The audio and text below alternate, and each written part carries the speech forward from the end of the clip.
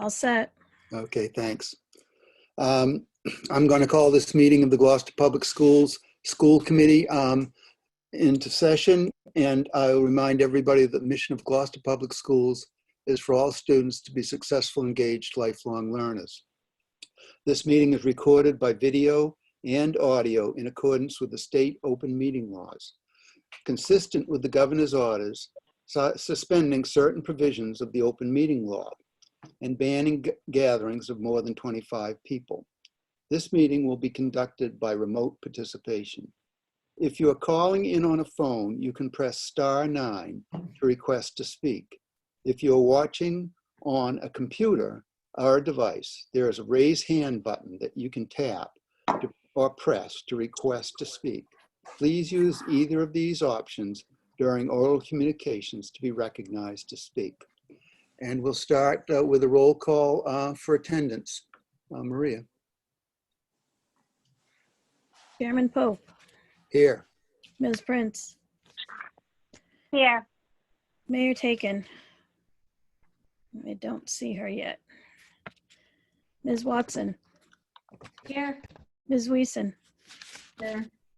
Kathy Clancy, Here. and Mr. Favazza. Mr. Favazza?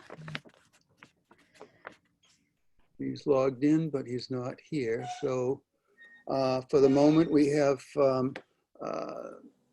5 present and 2 in the wings, I guess. So we will start with oral communications.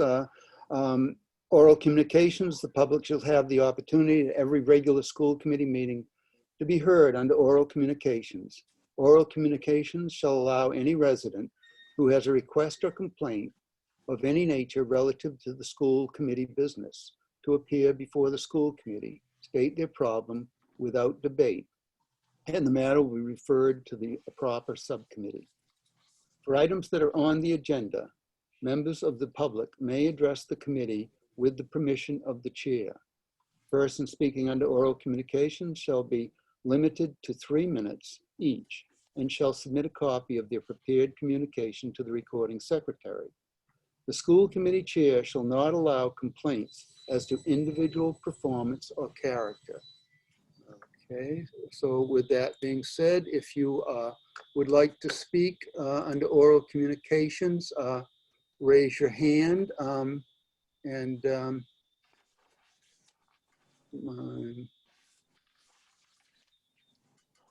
or press *9 on your phone. Olympia, Ms. Palazzola.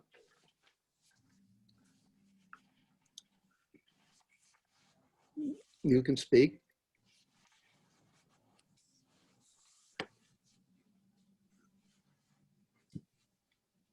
You may need to unmute. Yeah, well. Now, can you hear me? Yes. Now, can you hear me? Yes. Okay. I want to make a comment. It's not I'm not going to call it a complaint, but the video that was put up on YouTube to show by Amy Pasquarelli and the other principal. I don't know if her first name is Amy, I'm sure, sorry. But anyway, it was put up there with comments that you could put in comments. And my nephew, who lives across the street, put in a comment, a long comment. And the next morning, it was not there, it was gone. We actually looked on again. That site was put up twice. The second one had a place again for comments. So he redid his comment again. And then that second site was taken down. The third time he looked at it, under comments, it said no comments accepted. Now I've heard that other people left comments, and one thing I'd like to know is, did people get to read those comments? Did Pasquarelli get to read the comments? And if not, could I read to you my nephew's comments, since he lives across the street and he's a direct abutter and never got notified? He's a little bit upset about all the goings on in the respect that he's worried about his parents who live at the house at 25 Webster Street, which was the other direct abutter. So last night's meeting, they had us type in comments or questions. And if they had done it a different way, I would have brought this up to them and said what, asked if I could have read this, but they didn't even answer some of my questions either. So if I had a negative question, it was not answered. And that's kind of unsatisfying to me. So here's my question. Can I read what he had to say? Does it make sense for me to, I had him bring me a copy of it because he was so shook up. And he works from 4 in the afternoon to 4 in the morning. Olympia, if you would like to read the comment, go right ahead. As far as, I don't have no knowledge of how, whether comments were allowed or not allowed. We can try to find out, but I don't know anything about how that functions on YouTube. So, but if you'd like to make a comment regarding the video, go right ahead. Well, it's not a comment. Can I read what he said? Okay. Okay. Did Samantha want to say something first? She had her hand raised. No. All right, I'll go ahead. Jonathan, is it okay if I say something, or? Yes, go Pardon ahead. me? Is it okay, Jonathan, is it okay if I just comment real quick? Just Sure. to clarify something. So that video was not posted on YouTube by the school committee. It was posted by the Vote Yes campaign. So I think that's a specific question for the Vote Yes campaign. Oh, okay. So in other words, they might have done the comment suggestion. They might have heard the comments and then shut them down. Is that what you're thinking? I don't know. Like I I said, know. I don't No know one how that, seems- it's not Yeah. something that it went through the school committee. I'm aware of the video, but I'm not aware Right. of how it was posted or how it was, the mechanics Right. of that. Okay. Well, let me read what he had to say because I just want to get it off of my chest because he's handed it over to me, and I'll try to do this as quickly as possible. And remember, this is the second time he's written to them. And here, this is what he says. Okay, here's my second try at posting a comment. I had a comment up on the companion to this video, and it was taken down just hours later, and the comment section was turned off. I think someone doesn't like negative press. The planners for this behemoth of a new elementary school have no idea what they are doing. A much larger school with expanded parking and a playground simply will not fit the 6-acre space that comprises the Veterans Memorial School area in Meadows Field. The artist's rendering of what the new construction will look like bears no comparison to the reality of the present landscape. There is a 10-foot height differential from the street level to where the field and school is right now. No realistic amount of landfill or retaining walls will bring that area up to street level. Other problems include putting in access roads for the cars and buses that will be picking up students at the main school entrance. The roads going from street level to school ground level will have steep inclines. Those buses will be sliding on those roads in snowy and icy weather. Another problem will be drainage. The area in left field all the way to the edge of the fence is swampy. It never properly drains due to the runoff from downhill tree line of the woods. The whole area used to be a man-made pond, hence the name from the original Landover, Cape Pond Ice. I know all about this, all about what it's like on Webster Street. I lived there all of my 55 years. The artist renderings also show parking spaces on the school side of the street. This is an impossibility because Webster Street is too narrow from the Friend Street intersection to the bottom of the hill to have parking on both sides of the street. And it wouldn't sit well with the current residents if parking on the even numbered address side of the street were to be prohibited just to accommodate the proposed new parking spaces. Now, finally, I bring up the last major problem I have with this project. I can see that there is a good chance that when construction begins, it will become apparent that more land is needed. My greatest fear is that eminent domain will be invoked and the Gloucester Fraternity Club at 27 Webster Street and my parents' home at 25 Webster Street will be taken. My parents are 85 years old. They have lived there since 1965 and they aren't going anywhere. So that was his comment. So I just wanted it heard, All right, not someone to read the newspaper or do any of that. So thank you. you're welcome. If you'd like to send that to us, we will, we'll record it. Okay, Thank you. I will do that. All right. Is there anybody else who would like to speak under oral communications? Seeing none? We'll move Jonathan, can I on. just interrupt for a second? Just so you know, Safathia is trying to sign on, but she said she doesn't have a link. So I just want those to know she's trying to get on the meeting with Sent us. her the link. I've sent it to her 3 times, so hopefully she'll get on. Okay. I asked her if she received it. She said no just 2 seconds ago. But anyway, okay. There's a hand up now, Jonathan. Yeah, I see it. Okay, Catherine Ryan.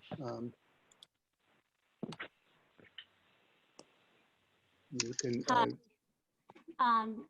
I've addressed the school committee in person and in written communication addressed to the chair and CC to all of you about serious defamation and civil rights laws that were broken. The written communication was on June 2nd, 2020. I have not heard back from you, Jonathan, or the committee. The incidents were so serious, the Attorney General intervened and is working with the district.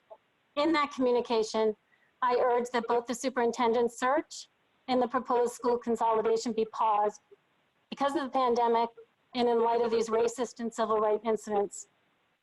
There was zero diverse representation or equity on the selection committees and several conflicts of interest. I'll speak to the superintendent hiring later. The proposed consolidation argues in the name of equity for all students. How can the building committee continue in the name of equity on behalf of students when there is zero diversity on the committee from the get-go of this process? How can the building committee continue in the name of equity on behalf of students when there is a former superintendent who has not stepped down despite the new superintendent taking a seat as a member and because of the incidents I mentioned at the top? How can the building committee continue in the name of equity on behalf of students when there is no East Gloucester neighborhood resident represented? The original designee, although an EGS parent, resided near Burnham, stepped down to ensure no conflict of interest. You may argue that the 2 school committee members remaining are East Gloucester residents. However, they're representing 2 seats from the school committee. One was in a butter for the first consolidation option at Swinson Pines, and the second shouldn't be speaking about equity issues. How can the building committee continue in the name of equity on behalf of students when there is no veterans neighborhood resident represented? The individual that had been listed and was on more of the building committee in his capacity to represent the contractor industry designee also had to step down. And how can the building committee continue in the name of equity on behalf of students when the chair of the school committee, also on the building committee, asks the building committee members for new members? Note, there has been no alert released to the media or the community that the committee indeed has no neighborhood representation at all, and some members with conflicts of interest. Instead, the message is it's the mayor's fault, as the mayor is responsible for the appointments. The mayor and the city council approve appointments, and it's evident that the city administration has included necessary personnel you need for a project. The other positions are stacked and lacking in diversity and equity, as I've outlaid here. How can the building committee continue in the name of equity on behalf of students when there will be no equity if it's not reflected on these panels? Finally, there's a school committee member, I just left the last meeting, that represents 2 properties in play regarding these school consolidation properties. It's a conflict of interest. These discussions need to be had with the community and they need to be responded to. I'd like a response, Jonathan, and the school committee before the next school committee meeting. Okay, we'll see that you get one. Thank you.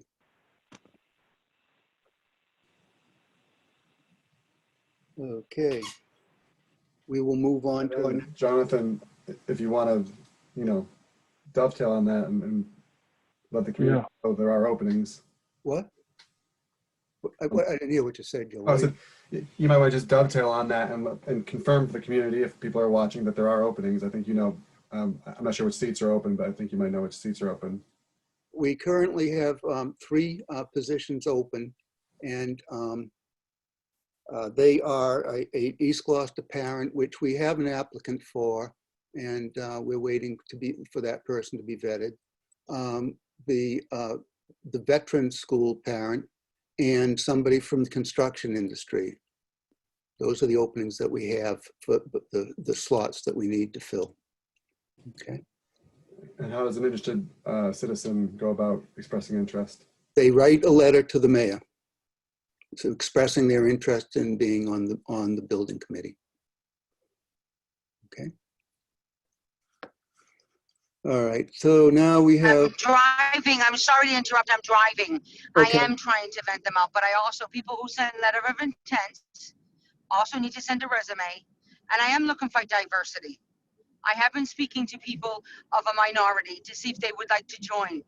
It's very difficult to have representation on some of them because they don't understand the process, and trying to pick one person and to see if that one person will go on for them. So I am looking for the diversity. I am looking for the minority. I am looking for the lower income and the higher income. I have been looking, even though I did not get a formal request, that these openings, my committee have told me, and I said I will publish them when I publish the other boards and commissions that we have that are needed. As you know, what? I would love to do things and do it with the magical wand. I would love to do everything. Every time we think that we're ahead of the game, something else comes. I am sorry that I couldn't get back to some of these committees because of the things that are happening in our community.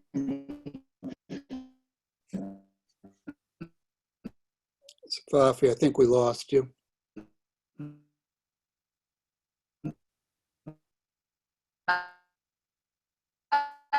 I am looking for diversity. Joel Favard, here you said if there was an opening, I would like to go. I have children I go. Joel Favard, everyone else, whoever wants to come on, that's how we do all boards and commissions. Thank you. Okay, thank you. We now have Marianne Boucher. Marianne, you can speak if you'd like. Yes, we can. Marianne Boucher, 93 Mount Pleasant Avenue. I'd like to go on record as asking, where is it posted that you were looking for building committee members? Because I can find it nowhere. And where has it been posted that you're looking for building committee members? We will post it. The building committee hasn't, has been very quiet since last August. And I heard at a last meeting that you that one of the principals stated that they already had someone, that they thought they already had a contractor that would be perfect. And I don't understand how you can do this without posting these positions in advance to finding someone. Again, things are done without being transparent. Thank you. we will post those as soon as possible. Nobody has been chosen. Okay.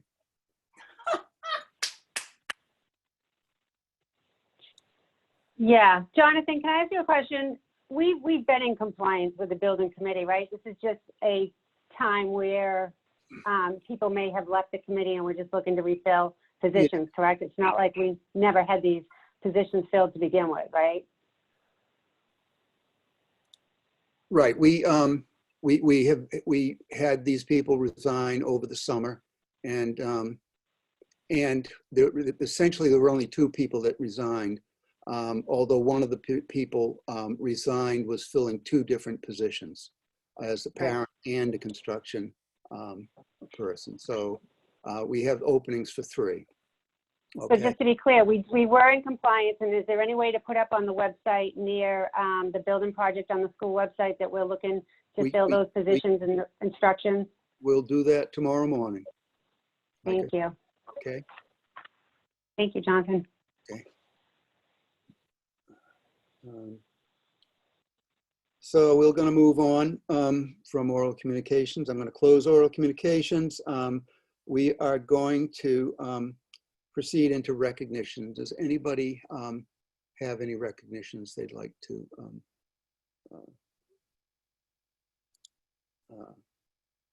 Kathy. Yes, I know it's been on Facebook, but I wanted to recognize both the generosity of the Gloucester High School for uniforms, but also the Cops and Kids and community police who have organized a terrific effort to gather soccer uniforms and equipment that were brought down to Haiti. The pictures of the kids in the Gloucester High uniforms are just really inspiring. I talked to the gentleman who brought them down, who just really was beaming about how happy the kids were and how much they loved everything they received, and appreciated him taking an interest in them and our community really embracing exposing these kids or just, you know, making it easier for them to enjoy a sport we know they all love. So I just wanted to acknowledge, I'm sure it was many people, and I don't know any of them by name, except the gentleman is somebody you may see at Maplewood Car Wash. So if you see him, I'm sure he'd appreciate, you know, a good thank you so much for representing our community and doing such a wonderful act of kindness. Thank you. Any other recognitions? Okay, seeing none, we'll move on to the consent agenda. Are there any items on the consent agenda that any committee member would like to remove for further discussion or? Okay, seeing none, do we have a motion to approve the consent agenda? So moved. Second. Okay, Maria, could we have a roll call vote? Chairman Pope, Yes. Ms. Prince, Yes. Mayor Taken, Yes. Ms. Watson, Yes. Ms. Weason, Yes. Kathy Clancy, Yes. and Mr. Favazza. Yes. Okay, it passes unanimously. Thank you very much. And we'll move on to our deliberations on educational issues. And I will turn it over to Superintendent Lummis. Thank you, Mr. Pope. Maria, could I have the ability to share my screen, please? Certainly. Thank you. You're all set. So I'm just going to start with a quick intro, and then we have a couple of guests here tonight. They're familiar faces. So keep it up, Gloucester. Keep us in. We're doing a good job, although we'll give you an update on that as well. Just want to always remind people of our primary objective in terms of the safe return of as many students as possible to in-person school settings, to maximize learning, address our students' full needs, and also to support community and family needs. I am very pleased to announce that we have finished a month of school, and that's in-person school, hybrid rather, which constitutes a lot of in-person school for our K-8 students. Also our preschool students as well. They haven't been quite a month, but 3 weeks. And we're doing just tremendously, we're doing very, very well in terms of our in-person learning combined with our remote afternoons. We have much more in-person learning than many communities in the Commonwealth. I won't say all of them, I won't be that bold because I don't know for sure, but have just been doing a fantastic job. Our students, our staff, our families, that's a lot of in-person learning. As someone has recently said to me on a few occasions, every day is gold, basically. It's an important piece. We do have shifts in our community health over the past few days and week. We'll get a full update on that. We want to remind folks that we continue now that we've opened schools, as we continue to go forward, we will continue to work with the Department of Health here locally, and Karen Carroll is here for an update on that. We'll continue to work with the Department of Education and also state and public health officials. I want to assure both the committee but also the public that we're working every day with the Gloucester Health Department. I'll give you some more details on that work together a little bit later tonight. That's following up on positive cases that are reported. It's supporting contact tracing. It's tracking community transmission, and then being sure we're following all health and safety protocols. So we'll give you a more update on that. I will reiterate as always that community transmission is the key metric. It does remain low in Gloucester, but is changing, and Karen Carroll's here to give us a full update on that. And we'll also talk about impact on schools because of the changing nature of community transmission. We are prepared and continue to be prepared to switch different models if necessary. And we'll talk about that too. So I just want to make sure folks understand that we continue to look at and think about and work on using the data to guide our decision making, and using collaboration as well with experts, local experts on what's happening here in Gloucester, especially. I'm not sure if that was me or not. And so 3 updates. First, facilities. Mike Hale is here to give us an update on the environmental health and engineering work that was done on the indoor environmental quality assessment. Karen Carroll from the Department of Health is here to give us an update on health metrics and community transmission. And then I'll give you an update on COVID cases in schools. So I will go back to that.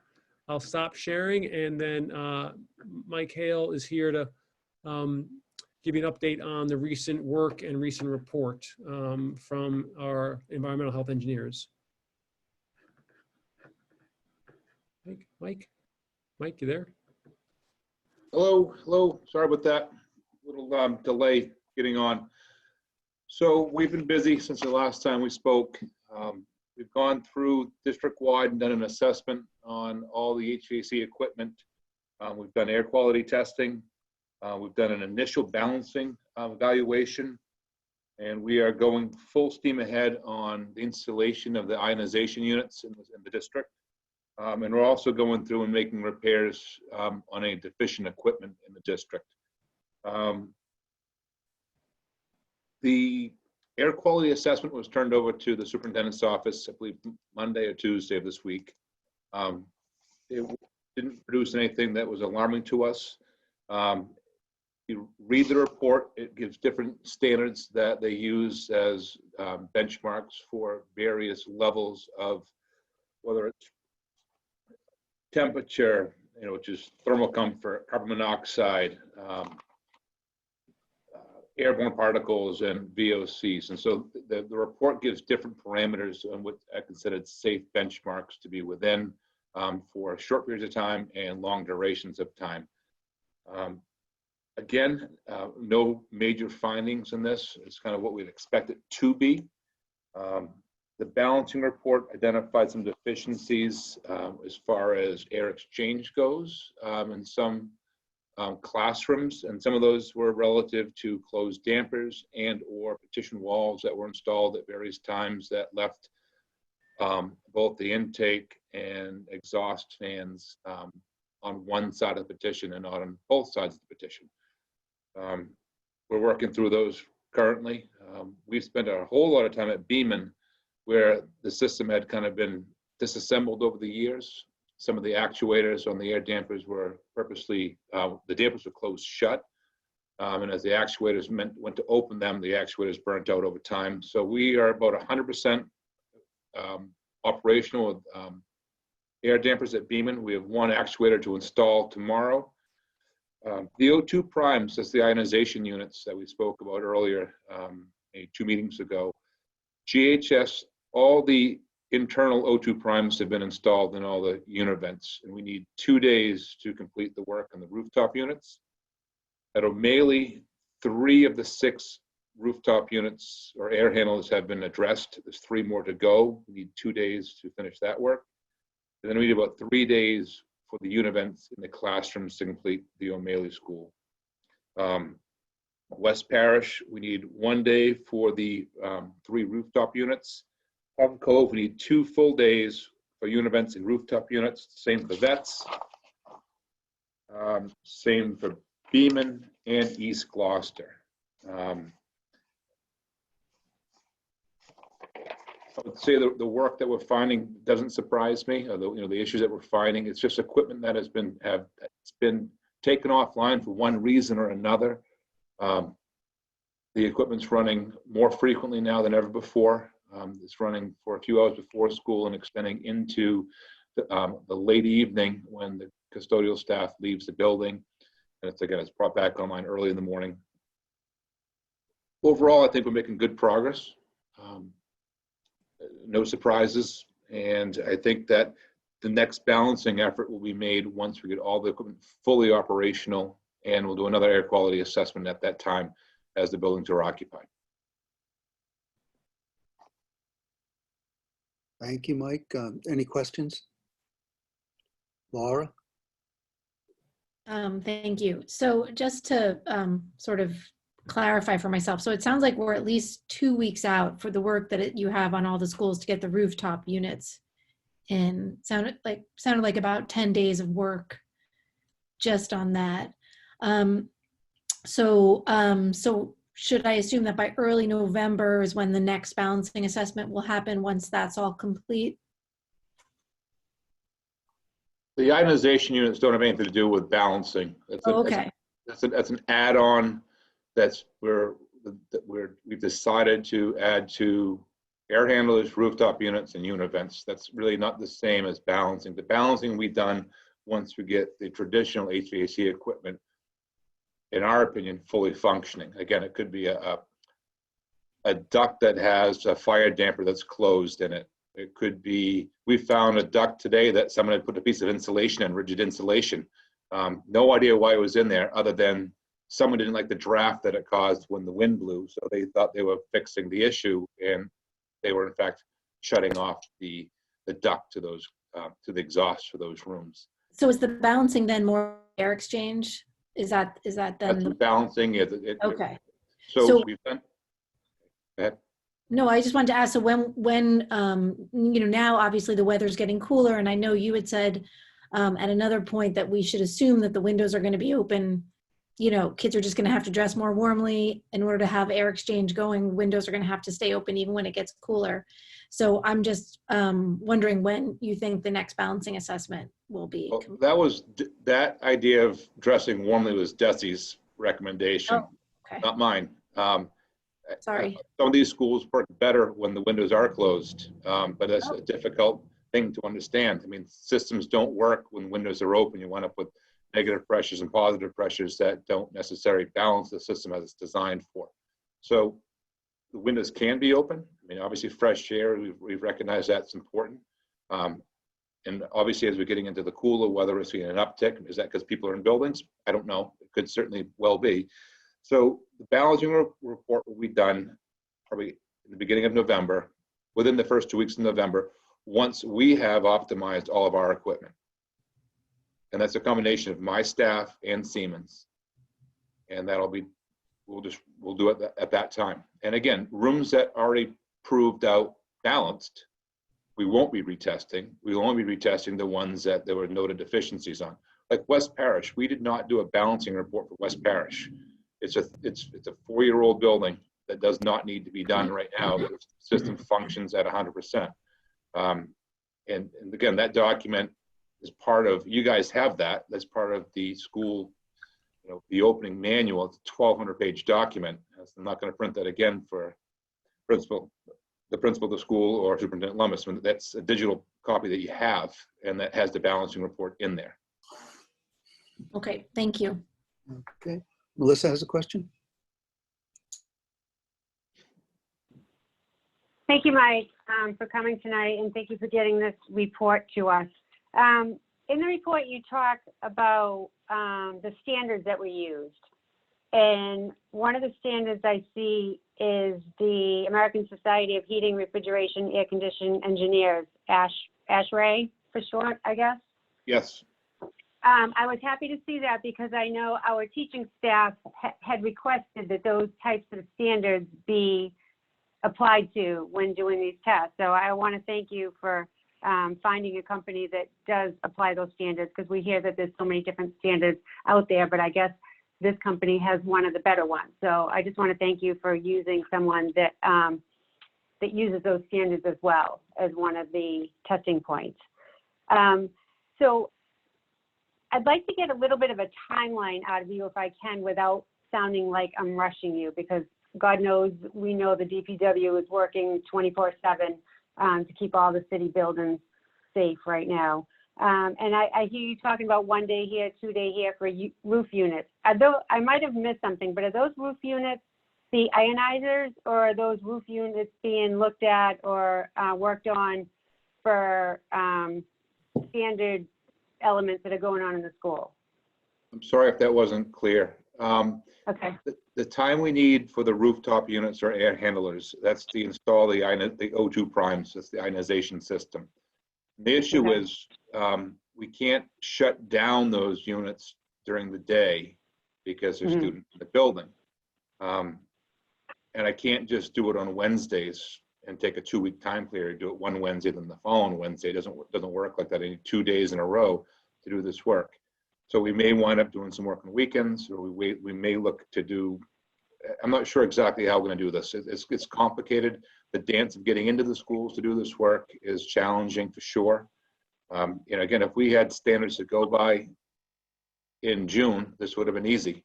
But certainly the announcement of what the reopening plan looked like in the second week in August kind of put us up against a timeline that was difficult to manage. Working with the superintendent, who's put me in touch with the individual building principals, they're giving us access to the building as they can. I'm working with the assistant principal at O'Malley right now to figure out when we can get into certain wings of the school. The 4 wings, the 2 floors of those wings, I need a wing at a time. I can't jump around from 3rd floor to 1st floor, one classroom to the next classroom. It's just the efficiency goes away. So we need to vacate 4 rooms on one side of a hall to do that work and move those teaching staff to someplace else, or do it after 12:30. Again, that's going to double the time to do this work, but it's still a possibility. My staff is working. They're in these buildings at 6 o'clock in the morning, and they're working until the end of their day. I know this Friday they need access to Plum Cove. They're going to show up at 12:30, and they're going to work to whenever they finish is when they finish. They're going to stay until they're done. And that could be 6, 7, 8, could be 10 o'clock at night. Thank you. So with that being said, knowing this great work and awesome work is coming, do you see any concerns now for students and staff to be in the building, even though this work hasn't been completed? As you know, there is a little burst of COVID in the community. I know a lot of parents are talking about safety concerns right now, and just wanted to be able to reassure families that the schools are safe, even though we're talking about this work that needs to get done. And this may be a better question for Karen. I mean, buildings don't prevent people from getting COVID. Nothing that we're going to do in these school buildings will protect someone from getting sick. If someone's sick next to you, you get sick. The buildings are safe. The initial evaluation for air quality showed that all but a couple rooms met all the standards, and those ones that didn't meet it, those are VOCs. That means there's extra cleaning chemicals being used, hand sanitizer or whatever, nurse's office and clerk's offices. You go to any clerk in the city, and there's a big vat of hand sanitizer on the desk that are always using. So talk about VOCs, that's where you get them from. Cleaning chemicals, if you get them from, you expect it in a nurse's suite to see cleaning chemicals used. But all the other standards met the basic criteria for air quality testing. So air quality wise, we're okay. Balancing, again, some issues, those issues have been, they're historic issues, and we're working through them, and hopefully by the end of this month, they'll all be addressed. And that's replacing dampers that have been screwed shut, replacing actuators that have failed because the dampers were screwed shut, making sure that all the ducts are open, the fire dampers in that ductwork are in fact in the open position. We had some air intake duct cleaning done 2 weeks ago at the 3 big schools. They weren't bad. It's done. So again, another thing that we didn't mention in the beginning, but it's done. Adding the O2 prime is it's an added feature to trying to make the air quality even better. I think again, there's a benchmark, and then you never want to get below that. You try to get above that when you can, and I think that's what the O2 primes will attempt to do. If someone is sick, and if there is something airborne, it's supposed to help make that not airborne anymore, so someone's less likely to become ill. Thank you. This report is so detailed, and to be honest with you, some of the language I just don't understand because I'm not an HVAC expert. So my questions come from not understanding all the exact language and the testing that's being done, so I apologize. And my last question is, so there's an understanding or a suggestion that we leave these dampers open through the winter and windows open through the winter. Does this, anywhere in this report, I didn't see a suggestion whether to do that or not. Do you know what is being suggested by these specialists and what the standards are saying, as opposed to Jesse just saying leave the windows open? Is there a better suggestion by a company that is has more expertise in HVAC than what Jesse is saying? Or should we expect kids to be wearing sweaters and gloves to school this winter for class? So the only report you have on your desk is the air quality report, and that's only looking at the parameters for air quality. And there's 5 or 6 parameters that they looked at. That's all that report did. Meets the standard, it doesn't meet the standard. That's what this report does. Siemens is evaluating our equipment, as well as our HVAC staff evaluating our equipment and identifying deficiencies, broken equipment, and making replacements to those. The O2 Prime is an additive that we're putting in the heating system, whether it's a univent, rooftop unit, or air handler. And it's any combination of those 3. Some of these schools have a mix. Most of the schools have a mix. Not all HVAC systems work well with windows open. You wouldn't leave your bedroom window open and have the AC on. You don't do it. When you have a closed system, it's meant to be closed. You don't open the windows. Does it make sense to have the windows open? If there's a balancing issue, maybe. If not, the room's venting or exchanging air at a higher frequency than just having windows open mechanically. We're shooting for having certain number of air exchanges per hour, but it can't be at the expense that the building's freezing cold, because then the mechanicals don't work. Again, some of the stuff has to be made at temperature without freezing, because if it does, then you have nothing. You have no heat and you have no air exchange. Thank you. I appreciate the efforts going into all this work that's getting done. Okay, any other questions? Thank you, Mike. I would appreciate if could you just elaborate a little bit on, I understand what they are, but we got 68, or actually right now 75 people watching this presentation. And could you just explain what, and you have touched on it, what the ionization units actually do? They're not going to increase airflow. They're essentially a filter of sorts, aren't they? They discharge positively charged ions into the room that viruses tend to cling to, and they fall out of the air and they're not airborne. That's what ionization does. I don't know the science behind it as well as someone probably. I just don't know the science behind it. But that's the premise behind ionization. Positively charged ions, viruses cling to them. It's less likely to be airborne in the room. That's the purpose of these units. You put them in the classroom unit vents, you put them in the rooftop unit, you put them in the air handling system. You're trying to capture as much air in the building as mechanically possible, and as mechanically processed air is treated through these ionization units. You have, in theory, better air quality, meaning no viruses that are airborne, or less viruses that are airborne. The filtration piece is being addressed the best we can. A lot of the rooftop units have at least MERV 13 filters. The unit vents are not going to have them. They can't have them. They're not designed to have anything bigger than the MERV 8s. But again, we're making the equipment function as designed, and hopefully it'll be enough for the building to be comfortable to work in and learn in. Thank you very much. I just wanted people to understand what they were. Ben, you want to continue? Sorry, I just see that Joel has a hand up. Oh, I'm sorry. Joel? Just real quick from Michael, he's still here.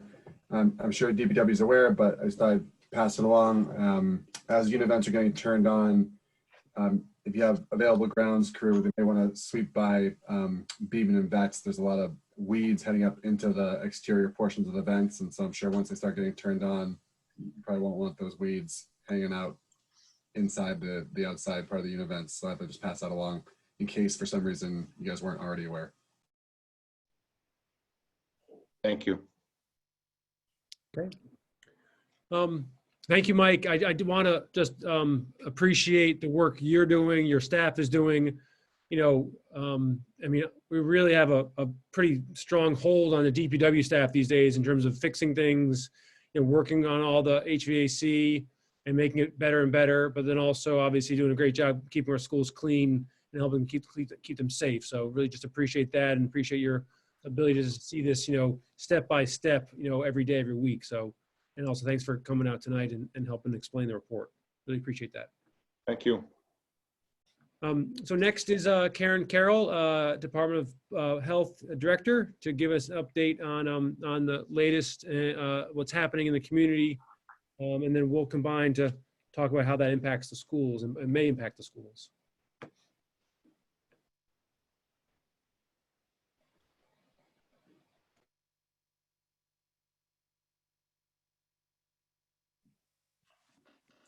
Hi, everybody hear me now? Yes. Hi, Chairman Pope and School Committee. Thank you for having me back again. Good to see you all. It's been a few weeks. So yeah, unfortunately, we do have a little bit of an uptick in activity. So what I'd like to do is just kind of walk you through, hopefully not too many numbers and stats and things that will help create a fuller picture of where we are right now. And then if there's questions, I can try to answer those for you. And I did get a couple of questions emailed earlier, so I can cover those too. So I think we should start at the state level. Over the last couple of weeks, there has been a sort of slow and steady incline in activity, increase in activity for both our, mainly the number of COVID positive, as well as the percent positivity. So that's the percentage of all the COVID tests done, what percent come back positive. And that's a really important indicator. So we have seen that go to statewide about 1.1% in the last couple of weeks. Our hospitals are still in good shape. We'll talk a little bit more about some of the indicators. So as you know, on mass.gov, every day they produce the daily dashboard, it's called. And then once a week, there is another report that comes out that's the incident map. So if we can just kind of look at where we're at with the daily dashboard indicators, that might be a good place to start. But before we do that, one more, just some local data. At this point, as of this morning, we had 44 active cases. That includes our probable and our confirmed cases. So, and that was a significant and pretty rapid increase from we were sitting under 10 for many, many weeks through the summer and into early fall. So that equates to about 0.1% of our population. So just to try to put that into some context, that 44 active people diagnosed with COVID-19 is significantly less than 1% of our population. So it's still a fairly small number of our community affected at the moment. The cases, most of them are linked to a series of social events and gatherings. And we are not at the moment seeing any transmission in our nursing homes, and they are 100% compliant. Both of our long-term care facilities are 100% compliant with all of the new requirements of the state, and very few cases there. So as you remember from the spring and the statewide data, roughly 70 to 80% of all deaths pretty much nationwide occurred in long-term care facilities. So this is the place that we watch and are most concerned with. So moving along to the indicators. So there are 6 indicators that the governor set as ways to help us know whether or not we could reopen or pull back. And so at the time of the reopening Massachusetts, this is how the governor proposed that we look at the indicators. So there are 6. The first one is the positive test rate. And as I said, Massachusetts is at 1.1 right now, is the state average. And that puts them in, according to the daily dashboard, there's these color-coded indicators. Green means a positive trend. Yellow means kind of in progress, that in between. And red means negative trend. So when we started reopening Massachusetts, I think we had a couple red indicators, we had a couple yellow, a couple green. We've now, the state has sat with 4 of our main indicators in the green, really through most of the summer. And they're still in that, there's still 4 that are green. So we'll go through those. The positive test rate, as I said, is the first one in the green, and it's 1.1. Here in Gloucester, our positive test rate is 0.8, and we're saying that's roughly in the green. That is not, that's still well below the state average, and it's nowhere near a positivity rate that we would be very, very concerned about. We will, of course, watch that moving forward. The number of deaths is obviously another indicator. The state ranks itself as yellow, in progress. And again, I don't have the calculations behind their legend, so I can't tell you how they came to that number. We classified Gloucester on that indicator as green, meaning a positive trend, where we've had 0 new deaths since I think June was the last death that we experienced here in the city. The third indicator is the patients in hospital, and that's not an issue. Both Massachusetts and in Gloucester, we have very few patients hospitalized. The Mass number has bounced around in the last couple of weeks, but they are still recording themselves in the green for that indicator, the state. Healthcare system readiness, again, the state has called itself yellow for many months in that category. I can't speak to that. I feel like in Gloucester, from all I'm hearing from our weekly updates with our providers, with our first responders, the readiness is very good. It's a positive trend. We have enough N95s, we have enough staff, we have enough testing equipment, and we have enough primary care providers to take new patients. We have that capacity. So we feel pretty good about that and have for a while. The testing capacity statewide, the state gives itself a green. And in Gloucester, I give us a green at the moment. I think that our testing capacity is probably the best that it has been through this whole process. We have more and more opportunities for testing, and the state is now offering more and more programs for different types of sectors. So if there are concerns, hotspots in communities, in hospitals, in long-term care facilities, in schools, we have a number of different programs and options that we can look to the state for assistance for free community-wide testing. And I think many of you know we are hosting tomorrow and Friday a community-wide testing site here in Gloucester at Stage Fort Park. So the testing capacity, I feel at the moment is very good, and we're seeing a average of a 2-day turnaround time. So again, that's very good and significantly lower than it was in the spring. The contact tracing capacity, again, for the state is very good. They are keeping up with all requests, and they are reaching most all of the patients they're contacting. Same thing locally in Gloucester. We have a 7-day-a-week team that is ready to go. We have been able to reach all of our index cases in a timely manner. And most all of the contacts as well have been traced and notified. If we can't reach them by phone within 12 to 24 hours, we deliver a letter. And we've had a very good response rate with the hand delivering of a letter to people's homes.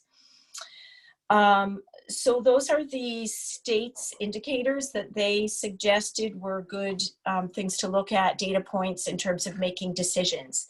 So, and this list has kind of been something that's evolved from requests from you guys, other agencies, other city officials, to how do we know when we need to do something different?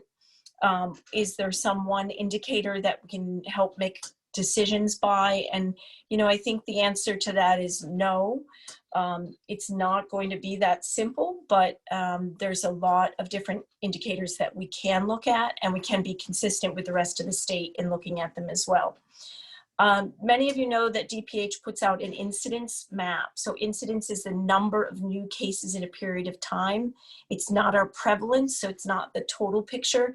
It just gives you kind of a picture of how quickly things in a given point of time, how many new cases, how quickly things are moving. So this week we did move to the yellow. We were able to calculate roughly around a 6.3 incidence rate per 100,000. The state average is 7.3, just so you have something to compare to. And, you know, last week we were sitting at a 2.5. It was our rate, our incidence. So, you know, that's definitely a big increase in the week. But we are still sitting below the state average on that indicator. And then the wastewater virus level. So someone asked, we got this report quite late this week. We just received it today. And the virus level was about 9,000 something, which was a little higher than last week. We were undetected. So again, that virus level has bounced right around the level of detection. It came up again the end of last week. It was a little bit higher, but not even the highest that we have seen since we started testing about 6 weeks ago. So it's hard to say. I think some of you asked, you know, oh, go ahead, Joel. Well, to that point, if, you know, we have 3 times the active cases than we ever had, you know, over the summer, shouldn't the viral load in the wastewater testing be reflective of that? It sounds like it's. I'm curious as to the reliability of this test if there isn't a marked uptick in virus in the wastewater, given that we have more than we have had in months. Yeah, I think that's a good question. I think we'll know more in a week or two how it reflects. I mean, certainly in other communities, you can see the correlation. We're not the first community to use this test. We haven't seen it yet, but the test, the report that we received, that was normally we receive it sort of Friday, and normally they pull the sample for a few days earlier. So it could just be that we have a little bit of a lag time, would be my guess. And so we'll see how this Friday's look. And then what we'll do is we'll go into the data with their team and our team to say, you know, does this make sense? We'll also look at the addresses of our patients, our positive patients, which we do periodically. We don't do it every day. So we'll look and see if maybe some of the clusters or some of the areas of concern were not on the town sewer, but that's not my suspicion. My suspicion is that there's a little bit of a lag time that we're likely to see this week, again, an increase in the virus level. But I'll let you know. Sure, just if I can just push back one more second on that. My understanding from a previous meeting is that the viral load shows up in the wastewater while people are incubating before they begin displaying outward symptoms. So you would think that even if there's again, not you would think, I'm thinking if there was a lag, wouldn't that kind of be washed by the fact that if everyone's already sick, the viral load should have been going up before we noticed everyone was already sick? Yeah, I mean, they say the viral load is at the highest point just 2 days before symptoms start. So depending on when the most symptomatic people started getting symptoms, but also there was we have a lot of asymptomatic testing happening right now, and we have a lot of asymptomatic transmission happening. So it's very hard to say, and I think what we probably will need to do is look more closely when we get this week's data and see how it correlates to the numbers that we're seeing in cases. But you are correct in that the virus load for COVID positive people who are symptomatic, it's going to spike in those earlier, like 2 days prior to the symptoms forming. But not everyone in this particular situation was symptomatic. Many were not. So it'll be interesting. I mean, I think that's where we really need a couple more weeks of data and sort of following all the trends, and then maybe working with our EPIs involved at both sites to try to make sense of the story a bit more. So I will get back to you. So, okay, I'll keep going on the other indicators. School, and then so the final indicator that we have is just what's happening in your schools, and those are all of the thresholds outlined by DESE that would trigger the mobile testing unit. So you have not to date met any of those thresholds, and I know Ben's team is watching those closely in conjunction with us. So that would be another threshold, another point in which, another indicator for taking action or taking next steps. I'll be sharing those a little bit later with the. Okay. Good. We have a couple of questions, Melissa. Thank you. Thank you, Karen, so much for joining us tonight. I know you don't stop, and your time is very important, so I appreciate the fact that you're here. You just reported that we had 44 active cases, and it's still less than 1% of the population. And if I remember correctly, this includes Essex as well, right? Because they're on, well, not in the numbers, but in the sewer, the water, Essex is included in our system. Is that correct? Yes. Mm-hmm. Okay. So if they don't, if they have like 0%, they might be sort of diluting that down, but their numbers are small compared to Gloucester's. Yeah. But yes, you are correct. Okay, and I think I just heard you say that we're in the yellow. I know I haven't officially received the word yet through the Fox News thing that comes out, but I know the city finds out early in the morning what color we're at. So yeah, we just got word. We're in the yellow.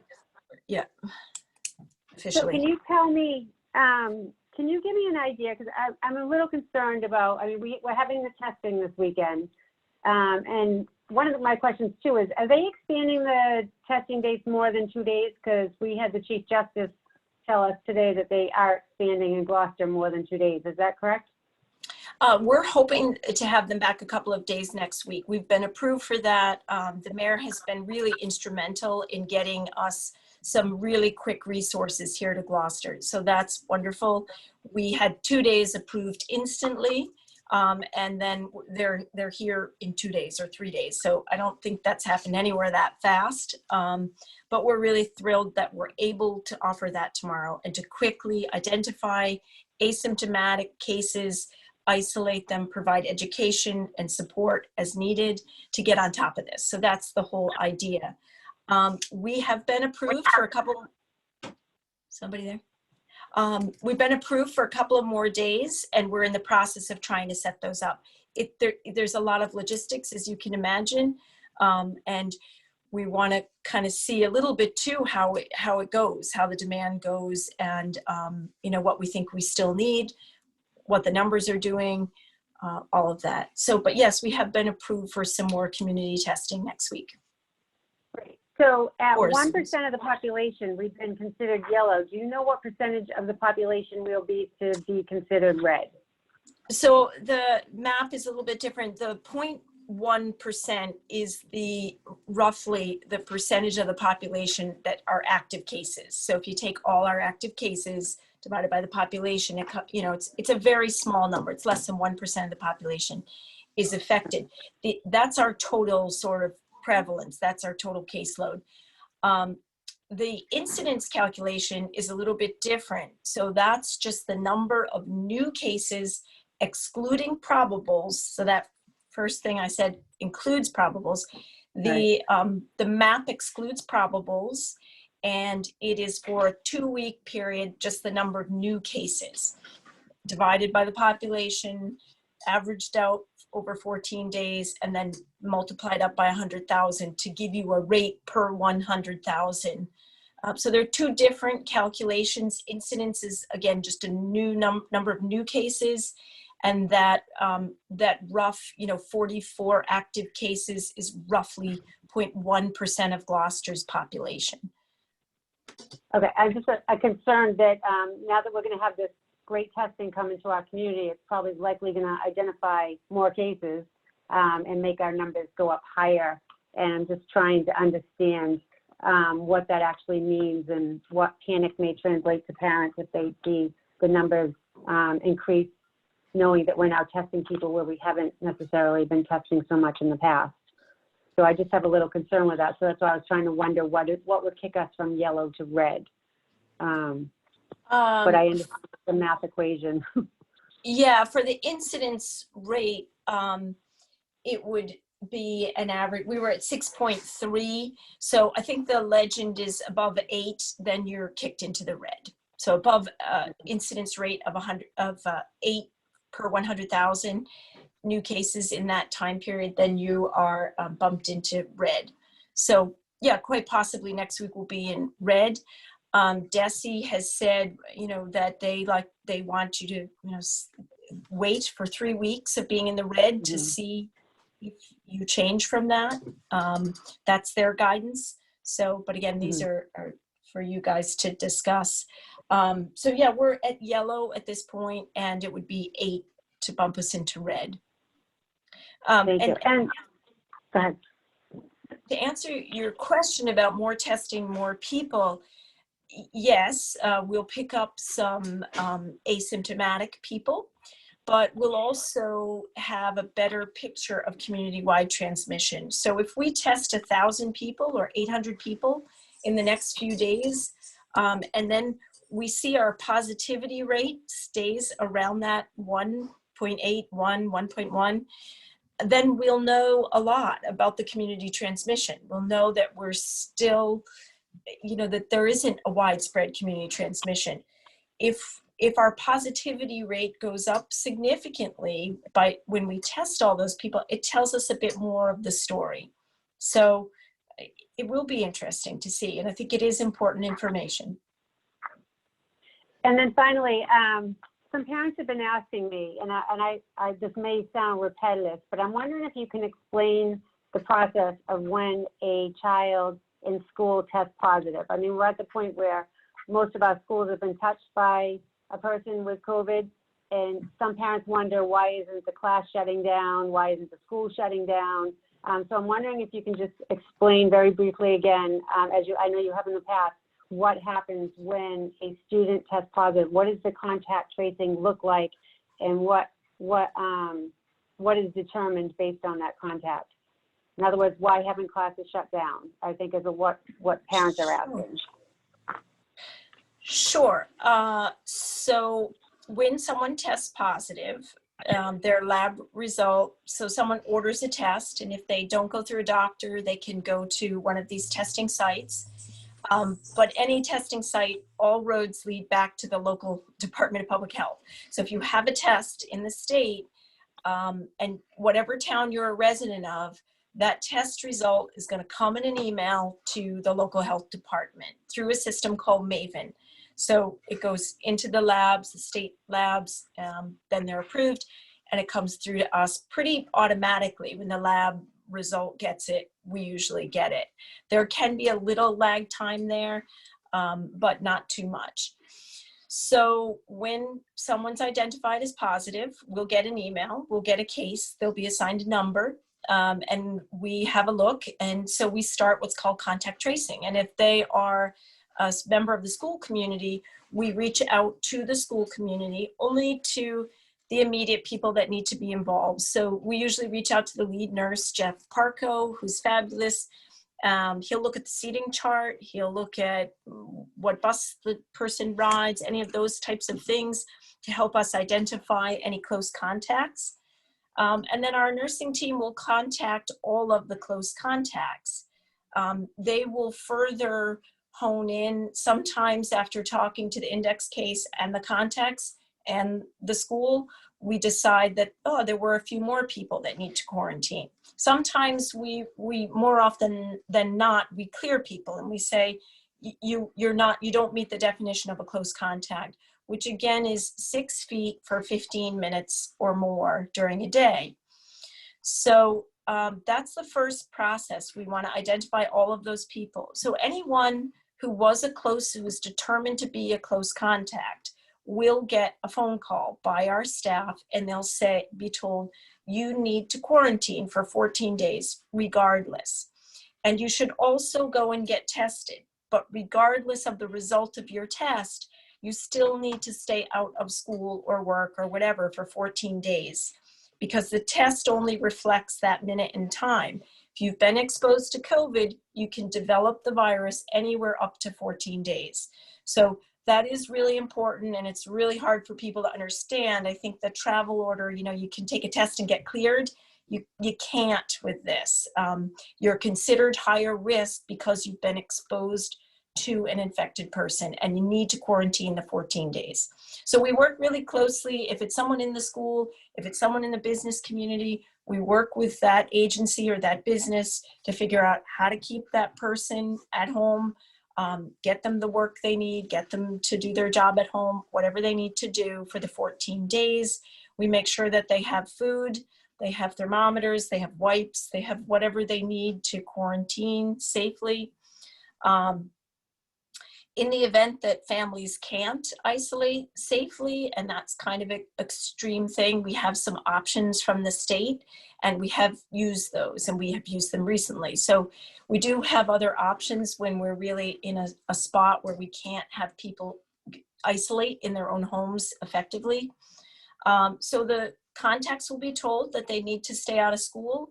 If the child is actively in school, so not a remote learner, our team will circle back with the schools and let them know, Sue Smith is in quarantine, shouldn't return to school until whatever date. So that's kind of how that works. That's a new, that's like closing that loop, and we're working out a lot of kinks, but that's, unless the person does not go to our school, if they don't go to our school every day, there's no reason to notify the school. So, is that clear? It is. Thank you. I really appreciate you walking through those steps again. Much appreciation. So, Melissa, I'm sorry. What? We'll show you just when I give an update, just a little bit more detail about what the school side of that piece is. Okay, we have a couple of questions. Samantha, and then Joel. Thank you, Karen. I want to let you finish, and if my question is in relation to anything that you're going to say, please just tell me to wait. And same thing goes for you, Ben, as well. I'm obviously most concerned of asymptomatic spread in the schools. So I'm just curious, what are we doing to sort of encourage students, parents, and teachers in the buildings to get tested? Are they getting tested with everybody else in the community? Are they given priority? How exactly are we getting creating space and time for them to get tested on days where they're supposed to be in school and at work? I mean, we're encouraging folks to get tested whenever they need to. I mean, I want to just clarify one thing. The most common point at the most common moment when we're advising folks, when our nursing staff this is, and it could be also reiterated by principals, and also myself as well in all my communication, is if you're feeling sick, make sure you tell the nurse, don't come to school, and then make sure you contact your healthcare provider. Our nurses also will reach out to reiterate that. So say a student comes and reports, not feeling well, and then we actually do not let folks back into the school until they've been medically cleared or have had a test. And that's not close contacts. That's just if you have symptoms. Okay. We don't have. I'm just trying to think about this. An ability to to tell people or ask people or order people who are not feeling ill in any way to go get tested. They are welcome to, and now there's more testing in Gloucester. I of course encourage that, but it's a little, I guess I'm not sure if you have anything to add to that, Karen, just about encouraging folks who are asymptomatic to get tests if there's no cause or reason to do that.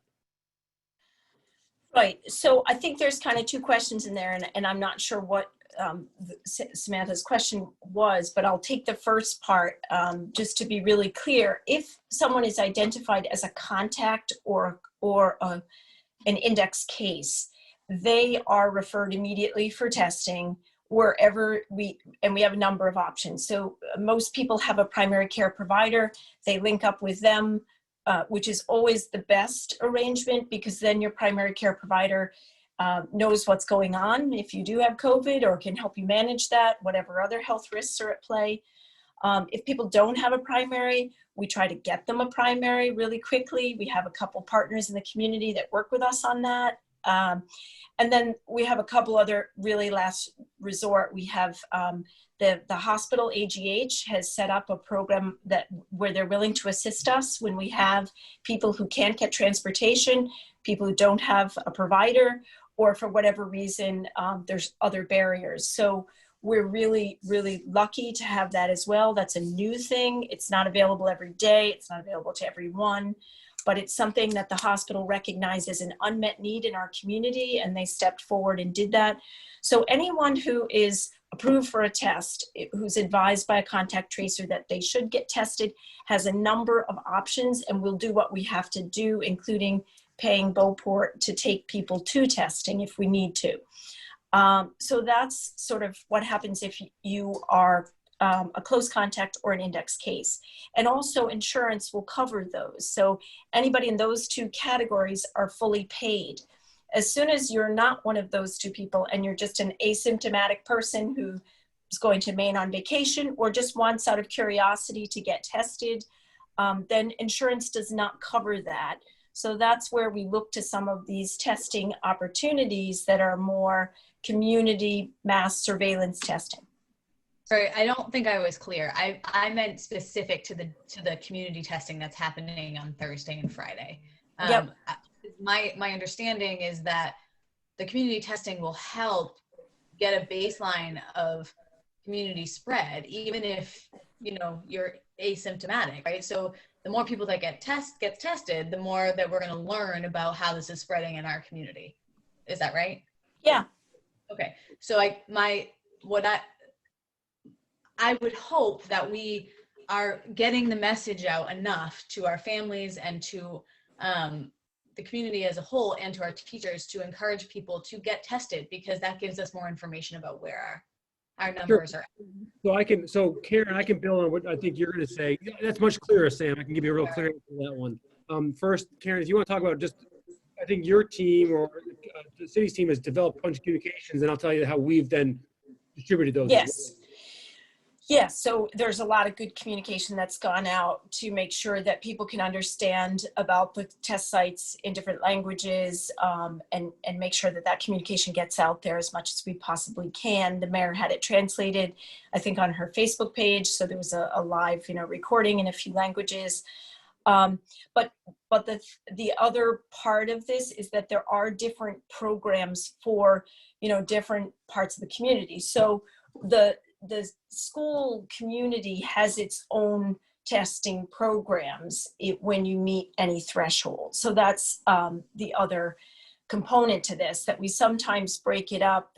There's a program for long-term care, there's programs for colleges, there's programs for schools when you meet any of those indicators, which we have not yet met any of those thresholds. So but they are certainly welcome. Anyone is welcome to come to the testing site, as any of the Stop the Spread or the state-run programs. They are open to the public, they're free, there's no questions asked. The idea is to remove barriers. And I know that a lot of people would have liked extended hours, and for next week, we're really working hard to make that happen. For this week, we just couldn't. We don't actually run the program, the state does, so they come in with an ambulance team and a whole bunch of logistics, and then our police have to support that as well with traffic. So we just couldn't. We felt it was more important to quickly have the test sites available to deal with the cluster at hand in the city this week, Next week, we will definitely try to accommodate some different hours so that people working during the day. With the light, with it getting dark early, it's a challenge. So we have some things to overcome, but I think that the Fallon Ambulance, the state program, will work with us with a little more lead time. And then in terms of this communication with the schools and with school families, so we've taken the communication that the city created yesterday and communicated, translated, and communicated that to our non-English speaking families. Today, Greg, we can hear you. Today, we also communicated, that was from us directly to all families, all non-English speaking families. Today, we sent another message about the testing and the free testing at Stage 4 Park. That was in all languages, and that came from my office with attached flyers. And then also, principals also communicated as well on top of that. So in the last 24 hours or so, they've had, folks should have gotten, between 2 and 3 communications about about this testing. In terms of families have gotten that. And so we're, yeah. So how can we, I mean, I would assume that some teachers are going to want to take advantage of this testing, but with the time frame that the testing is scheduled, I would assume it's going to be really tough for teachers to get there. So how can we help teachers get tested if they want to? I think, as Karen said, that that more work is being done to make hours more accessible for working folks next week, for folks who work during the day. So I think that's in process. Really credit to the mayor and Department of Health for getting this done so quickly. So it's not, it's great that folks are doing it, in the hours they are. So I think we're continuing to work on that, as Karen said. And then also, in terms of asymptomatic free testing, the city will do more and more of that. In terms of other testing related to if you have symptoms, obviously our teachers, our staff members, who we provide healthcare or the option to healthcare to, I assume many, if not all of them, would have healthcare providers. They can work through them to get. Can I jump in? Yeah. Okay, since I do the communication with the state, let me explain some things to you. So right now, I believe it's 1,600 tests a day. 600, I'm sorry. So I sent a letter to Secretary Setters and talked to the communications with Lieutenant Governor and Governor Baker. It's impossible because the fact is Essex is worried, Rockport is worried, because it's like we're all one little community. I got some calls from paraprofessionals saying, well, I know that you can get the teachers immediately and then you can go to the schools, but what about the paraprofessionals? What about the cafeteria workers and everything else? I am still working on that because you really can't say, okay, we're just going to do Gloucester and do just the employees. So I'm working on 3 different days. We're working on Saturdays, also working that I don't have to, I can say like 9 to 3 on a Saturday, okay? And we go 9 to 11, we can make it just city employees right away and you have to get there. Other than that, then you'll have to use right now, the CVS, the Minute Clinic, there's in Danvers, the urgent care. There's so many clinics right now, and they've been happening. It's not like, it's not been happening. They've been happening. They've been around. It's not like it's something new. What it was is that because we've always been 7 and carefree, I'm not, and not really that high fearful, we really didn't pay attention. But I reached out to the cluster, all different languages. Karen, Carol, myself, and Vanessa since Saturday at 4 o'clock nonstop. We've been going around the clock. I said best is because don't forget, Italian, Sicilian are different. You're doing Spanish and Guatemalan's different. You're doing Portuguese and Brazilian dialect. We have to reach all the dialects. And what's been happening is, if some of us will remember when we were younger, if you spoke Sicilian, you were the translator. You couldn't translate some of those words.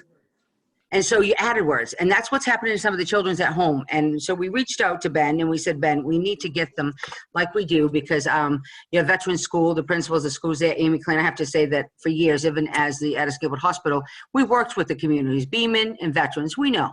And we worked with them. We worked with the after-school programs, and we brought things in. I says, we need to do that like we do a rave call. Let's see if we can do a rave call. I says, if it gets worse, we have Ben go on the rave call, and we get the dialects right there. After he finishes, we'll put someone on right there and put someone on there so we can get the translation and stuff. And like when we needed something, I have to thank Mr. Cook and I said, you got a language department. Just give it to them.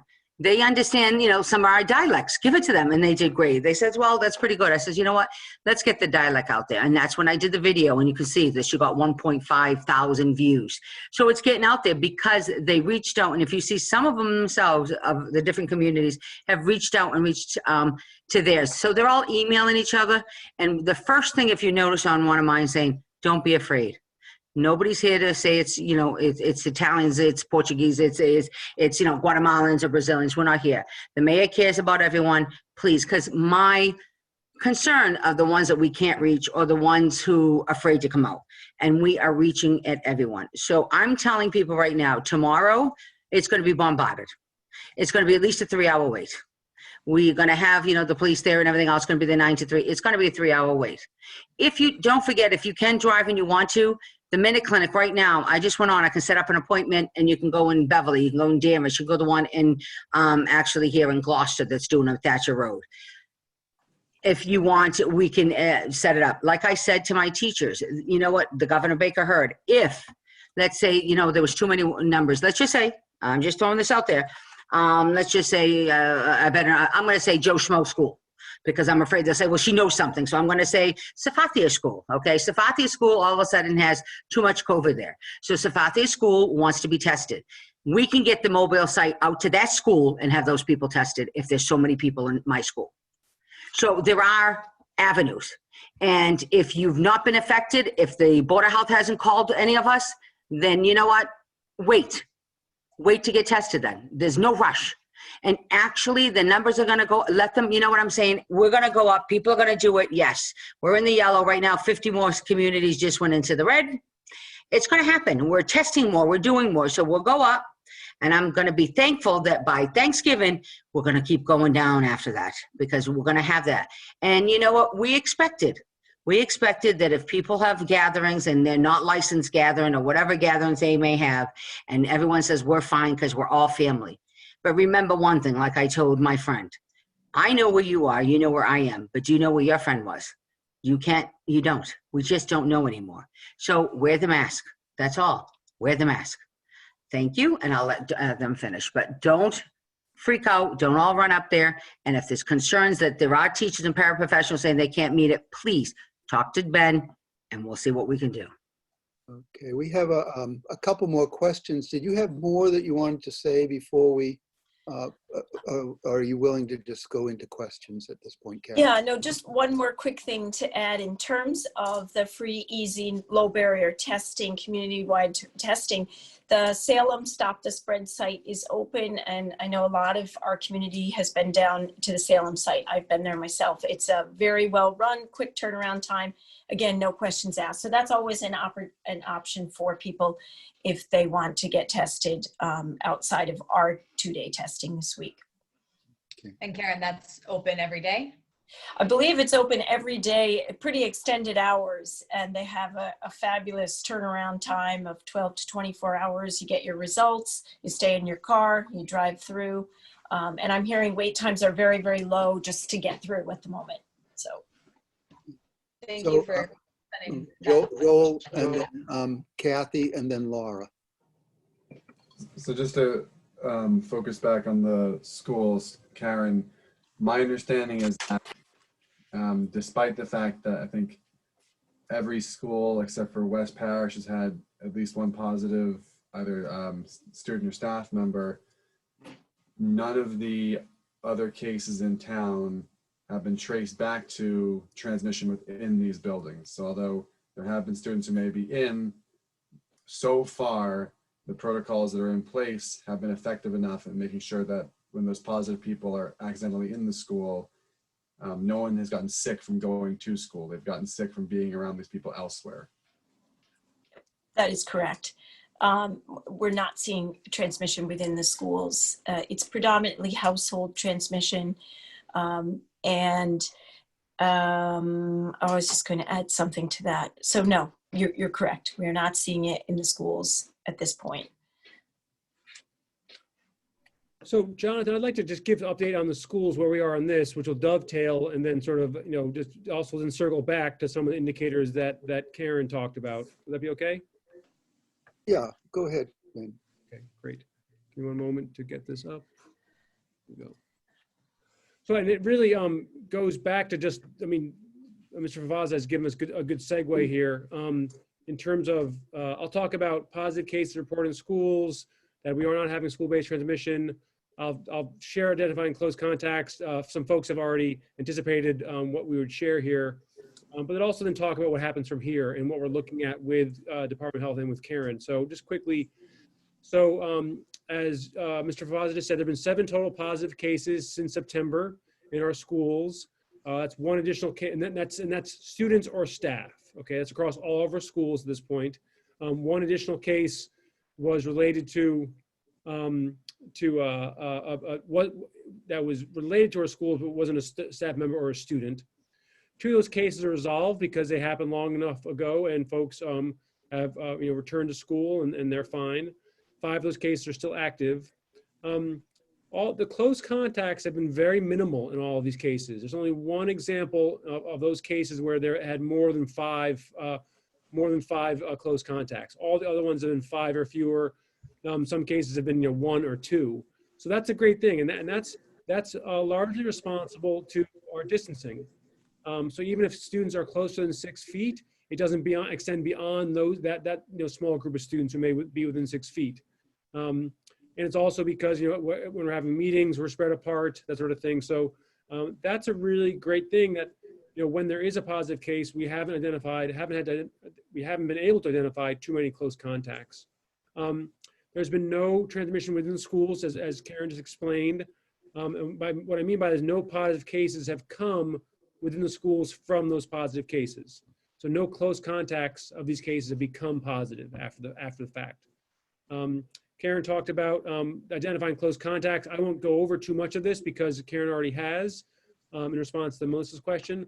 I do want to highlight a couple of things, particularly here. In terms of, first of all, Karen is right in saying just how closely we work together. We get a call. We're typically the first folks to be notified through an email or a phone call from a staff member or a student. And then we have to check with the Board of Health to find out if the case is actually verified and confirmed in the state system. But that begins our collaboration. And then we work on the initial investigation, and that will take place, the nurse leader, the school nurse, the school principal or administrator, and they do the legwork through talking to folks, through looking at schedules, looking at seating charts, talking to our staff. Okay, so we're looking at a wide variety of staff, teachers, student specialists, paras, coaches, student supervisors, custodians. We also need to do more of, but that's just finding out who could have been with this student for 15 minutes or more within 6 feet. That typically becomes a very small group pretty quickly between students and staff, but we do a thorough job. We also look at transportation. Does the child ride a bus? Are they on different buses in the morning, the afternoon? Are they involved or aftercare or pathways or the YMCA? So we also learn that too. We pass that information along to the Department of Health, and they take it from there and follow what Karen's already explained in detail. But I just do want to highlight that. And then if you go to the bottom of the slide, we then continue working with those close contacts or even any students who have symptoms and had to go talk to their doctor and make sure that the principal, the nurse, if necessary, teachers or school secretary know about those folks. So we are looking to make sure they don't come into the school before they're supposed to. That's a work in progress. We're doing quite well. It's harder at the high school, harder at O'Malley, obviously, but we are keeping an eye on those close contacts. And this line list is very, very thorough and effective. I should say our nurses' work is very effective and thorough in knowing when folks are cleared, need to be cleared, have not been cleared, that sort of thing. So that follow-up and follow-through, both our own staff and in conjunction with the Department of Health, is helping out quite a bit. I will say one advantage our schools have over almost all businesses, or many businesses I should say, is just that we have a trained nurse on staff. and many of them have been working with the Department of Health through the summertime to know exactly what contact tracing is. And that's helped just tremendously, both in their knowledge, but also their work on all of this. What I want to show to next is just how we're keeping a very close eye on the data. So obviously working closely with Karen and her staff, monitoring, knowing every day about the increase in cases in Gloucester. I do want to say that the increase in Gloucester has increased the number of students who are out of school because of quarantine, meaning they have not been close contacts in the school, but they've been close contacts with people who tested positive outside of school. They still can't come into our schools, and they still have to quarantine for 14 days as directed by the Department of Health. But that does mean that absences have gone up in some of our schools just in the last couple of days because of that. Karen talked about the COVID metrics that the state is using. We're using DESI benchmarks, which I'll talk to you about in terms of a mobile testing unit, in terms of a flow chart of how we're working. And we're also, as I mentioned before, communicating with families about free testing that's coming up in multiple languages. Let me just move on to one step here. I do want to talk about two things that are happening. One, this increased number of students who are out of school because of quarantine, but also the increased level of anxiety and concern in the schools. We're getting more calls and more questions about remote learning, certainly. We're getting more questions about, why aren't we closing the schools? At the same time, there's plenty of folks who are, understand that this is small numbers, that it's developing, that sort of stuff. But that anxiety is real. I don't want to diminish it in any way.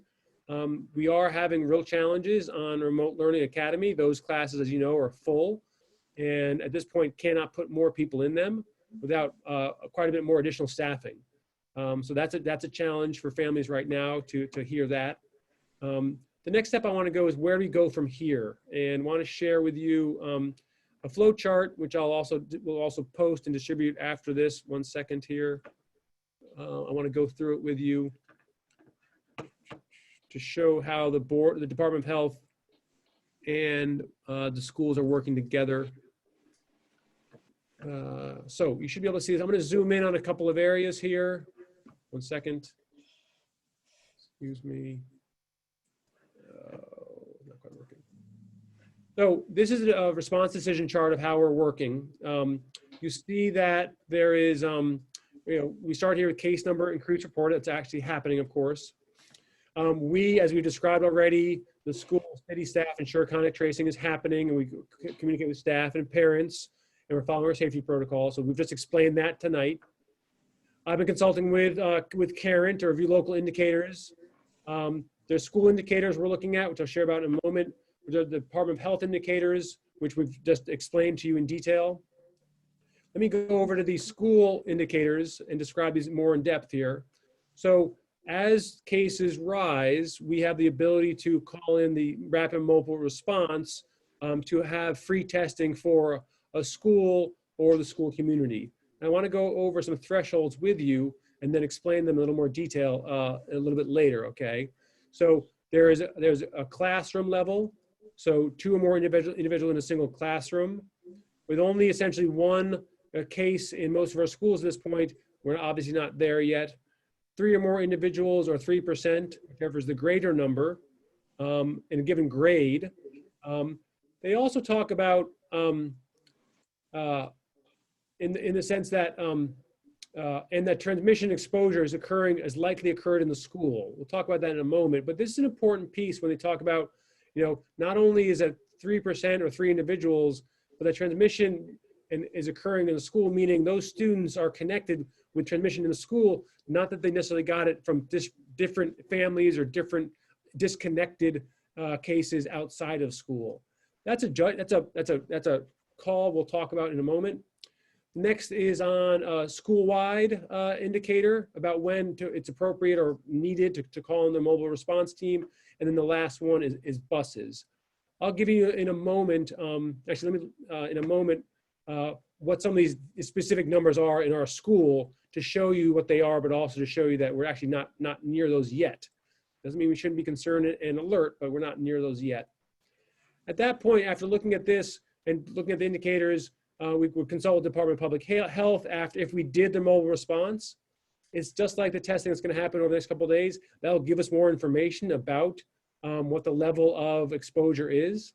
And we would then go back to consult with the Department of Health. At any point, we could be talking to the mayor, school chair, board of health chair, depending on the information from the state indicators, which Karen talked about, or indicators within the schools. And at that point, we really have sort of 5 options laid out. If the indicators are clear and they're green, and we believe that from all the data we've collected through testing and through contact tracing, that, option 1 is to have no change in the learning model, but we could have enhanced cleaning or additional infection control or strategies. Option 2 could be that 1 or more classrooms shift to remote learning. That'd be a case where you have it limited to a classroom or 2. You could have high need students remain in person. Option 3 would be 1 or more schools could shift to remote learning and close down for 2 weeks at a minimum. And we could also at that point have the option, depending on the situation and the data, that high need students remain in person. Option 4 is that all schools could shift to remote learning for 2 weeks, but at that point, depending on the situation in the city and in the schools, you could still have the option to have high need students remain in person. That's like what the high school has been doing until this week. And the 5th option is sort of all school shifts to remote learning for 2 weeks minimum. These are all 2 weeks minimum. And the 2 weeks allows us to see and understand where things are going and how things are developing. We could also extend that as well, depending on the data. So there are different options there that we're laying out. I do want to point out that all this is based on the data we're getting from the city data, based on the state indicators, and the school data, based on what's happening in our schools. Before we go to that, I just want to talk a little bit more about this mobile testing. Give me one moment here. Unfortunately, I'm going to switch back and forth. It should be quick. I'm getting pretty good at this. So just to show you what some of those numbers mean on the mobile, this is what this is one indicator about when we could call in the mobile testing unit to get testing on a much broader scale within our schools specifically. So a class is pretty straightforward. 2 or more individuals in a class who have COVID or test positive for COVID. And if that transmission is likely to have occurred in the classroom or school, we would go. And that's regardless of what grade or grade level you have here. It gets a little bit different because we have different grade levels in different schools. So in elementary, it's typically we have 3 individuals in a grade, and then we would likely pull into the mobile testing unit. Where you have bigger grade levels and the middle and high, we'd use the 3% threshold, and that's 6 individuals on either middle or high school. They've got comparable numbers of students in each grade level. They're about 200 on average. At the school level, we look at 3% of the school test positive. So a school has 200 individuals, that number would be 6, or with a larger elementary school, that would be 9. If you go up to the middle school, because of enrollment there, you're looking at 18 individuals before the mobile testing unit is really warranted. At the high school, a little bit bigger, we're looking at 24 individuals who test positive. Individuals meaning staff or students. Now, I say this just to show you that where we are now with, some schools having no case at this point, some schools having 1, the high school having 2, we're not near these, and these not being connected in any way, and transmission not happening in the schools. We're not near these indicators where it would warrant pulling in the mobile testing unit specifically. That doesn't mean we shouldn't be concerned. That doesn't mean we still have to be vigilant. We still have to look, and things could be changing because of where the city is right now. But I just want to put it in context, not to, just so people understand some of the context and how the numbers sort of play out when you're looking at individual cases versus the city versus actually in the schools right now. But again, want to but be sure that folks understand we still will remain vigilant every day to watch what the indicators are doing, both in the city but also in the schools as well. If you want, I can put that flow chart up again to look at it. But that's really what we wanted to share with you, and then happy to have more discussion or questions at this point. It was going to be Kathy. Had a question, and then Laura.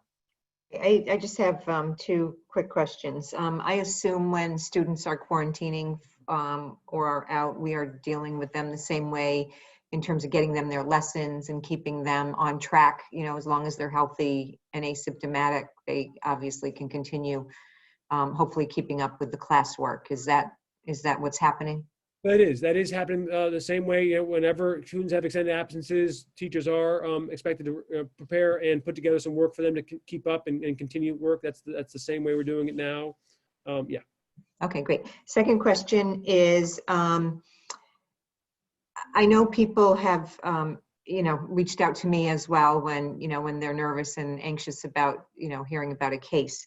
And I know the mayor's advice on her messages to the community have been terrific, about remaining vigilant and everything. And I'm wondering, within the schools, are there any examples we want to give people? So, if you're around, if your grandparents pick you up, maybe your child should keep a mask on, or things like that, or are we just, would it be helpful to give examples, or do you think people will just kind of understand from your communication? I know your communication, Ben, has been really good about being vigilant and really good about being extra cautious. And I think right now there are probably other things a lot of us are doing because the cases have ticked up a little bit more. We're reminded about, back to the time of the total shutdown and just trying to be somewhere, just a little more mindful about how often we go to the store, things like that. So I'm just curious about family advice. Yeah. So we put out a communication today just about the sort of the numbers in the city, and then the free testing because of that. So, but I think the next communication, I think that's a good suggestion. And I think those examples where you can sort of not just focus on numbers, but focus on action and give people specific examples really help quite a bit. So I think that's a great one, both about, it really is, I think, and I certainly hope, just like the early cases in our schools remind us school community, like, oh, we still have to be vigilant. Things have been going well. And I don't mean that anyone's been lax, but it's been a strong reminder. And I think it's a strong reminder here. And let's take advantage of that and continue to give people good examples about being vigilant, but also what that means. And that does mean wearing masks, and that does mean distancing some, and I think that helps to make it, put it in examples people can understand. Laura? Thank you. So, so I want to just sort of step back and, I know that the good news is that we don't think there was any transmission in the classrooms or in the schools, and that's, but we're talking, and even Karen, you said like a lot of the people that we know have COVID now in town are asymptomatic. And my understanding of the research is that children are often asymptomatic and they don't have big impacts. So given that, we are not testing in the schools, so we are assuming, right, that we're not having spread in the schools, and I accept that, but we're not testing and we are talking about asymptomatic transmission. So can you sort of clarify that for me, because I'm confused. I'm not sure I understand the question. You are correct what you just said. There is asymptomatic, that is part of this virus. Unlike the flu and the cold, it's you usually see people and there's active symptoms. We know that that spread happens much more effectively when people are actively sick. So if someone is asymptomatic, the chances of them being a spreader are lower than if someone is sneezing, coughing, and having symptoms. But it's not to say it's impossible. No, that is part of this disease. Right, and that's part of the sort of the trickiness of this disease. And just if I'm wrong, but my understanding is that contact traced the close contact, they have to quarantine. It is suggested that they get tested, but they are not required to get tested. Is that correct? We don't mandate. Yeah, no, we can't mandate anyone to be tested. So we don't know. But Right. what's very important there is that they are out of school during the incubation period completely. So even if they do get a test and it's negative, they don't come back. they still have to quarantine. So in that sense, a test it's helpful, I think, if they become sick. I mean, or if they're, I mean, I think it's helpful, but they're still removed from the situation. Right, no. Yeah. Absolutely, absolutely. I'm just trying to like parse this because, we're all watching, and, it's disturbing, obviously, to see the numbers go up as they have. And it's, you've said, and the mayor has said in her communique, these are coming from social gatherings. So anybody, anywhere in town could be at a social gathering. So it's, that's not isolated to, one space or one community, as far as I know. Just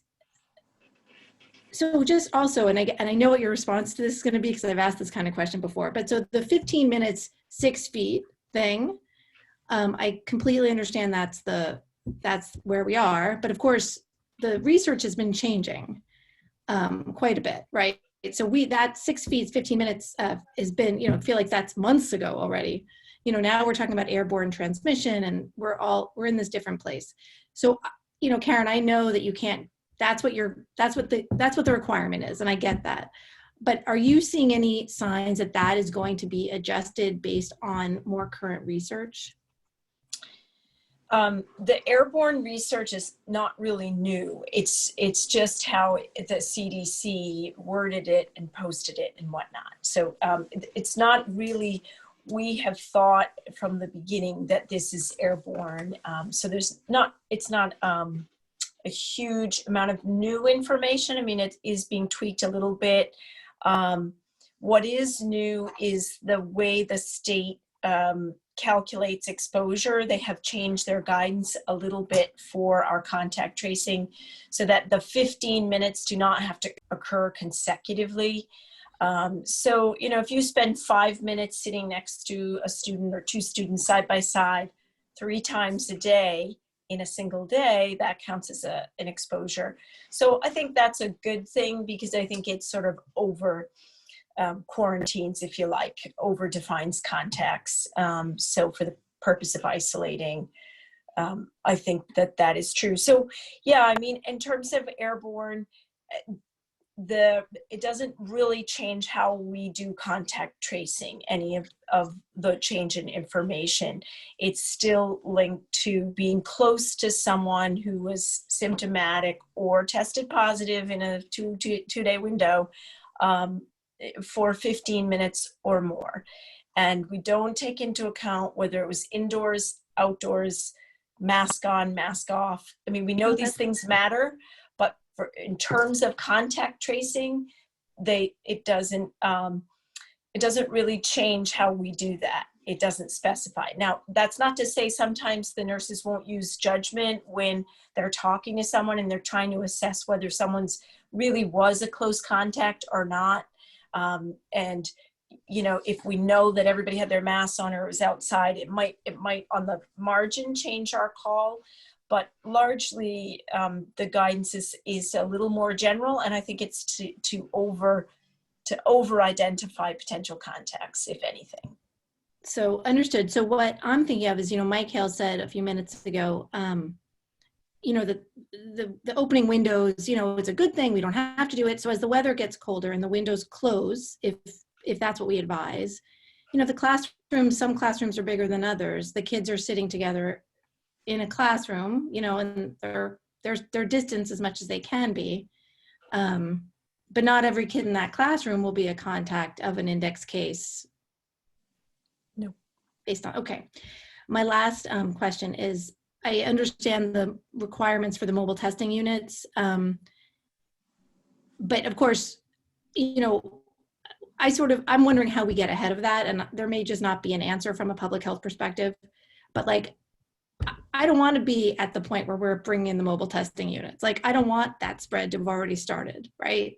So how is there a way, it's a fine line. I don't want there to be 3 weeks in the red before we decide that our kids can't be in a classroom. So I'm just wondering how we, as a community and as a district, can sort of not get to the place where the transmission is already happening in the classrooms. before we then bring in the testing and find out? Yeah, I mean, I think we'll be watching the cases a lot more carefully. So when you say how we get ahead of it, you know, we're not near the thresholds, and we're not seeing the transmission in the schools. We're not really seeing it in the school community. I mean, it's pretty specific how this is being spread, and how you know, who's getting it, who's not. So at this point, from the data we have about the clusters that we currently have, we don't feel that this is an area that we're concerned about. The school community is not where this is happening, this particular. So moving forward, that's all part of the discussion that we would take into consideration.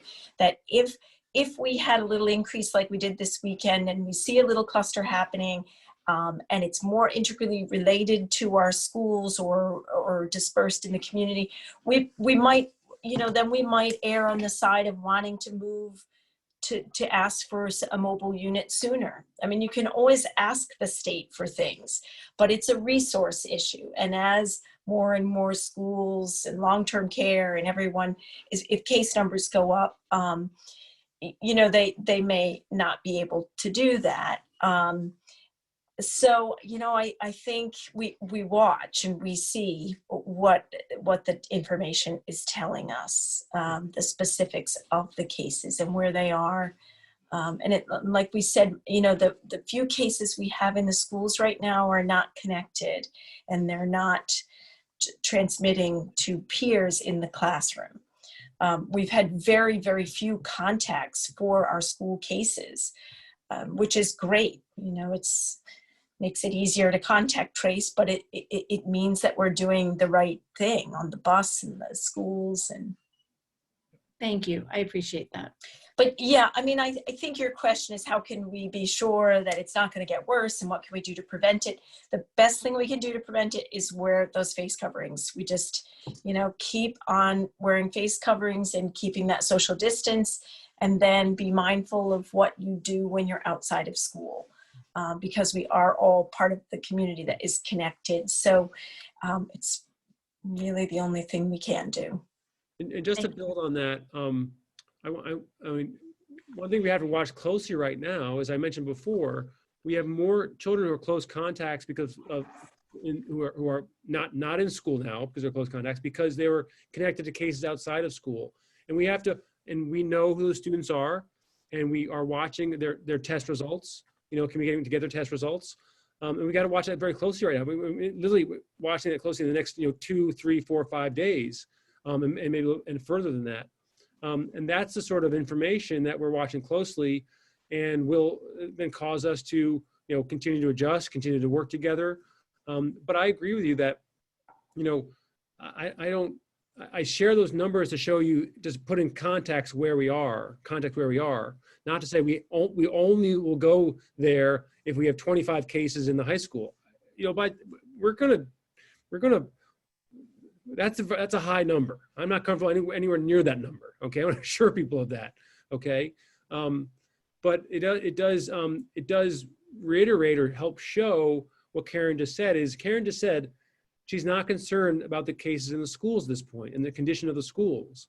Now, that's important factual information, and then that's based on the data as opposed to based on my personal, concerns or fears, which kind of matter, but what matters more is the fullest picture. And it's hard for any parent or any individual to get that full picture because, they can't know everything.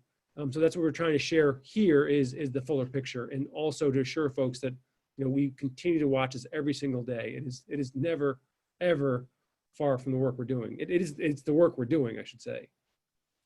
Thank you. It's very helpful what Karen just said about because you know what we don't know and what it's not our job to know, but it's very helpful to know that you're aware of how those clusters are connected or not to our schools. That's really important information. So thank you. Yeah.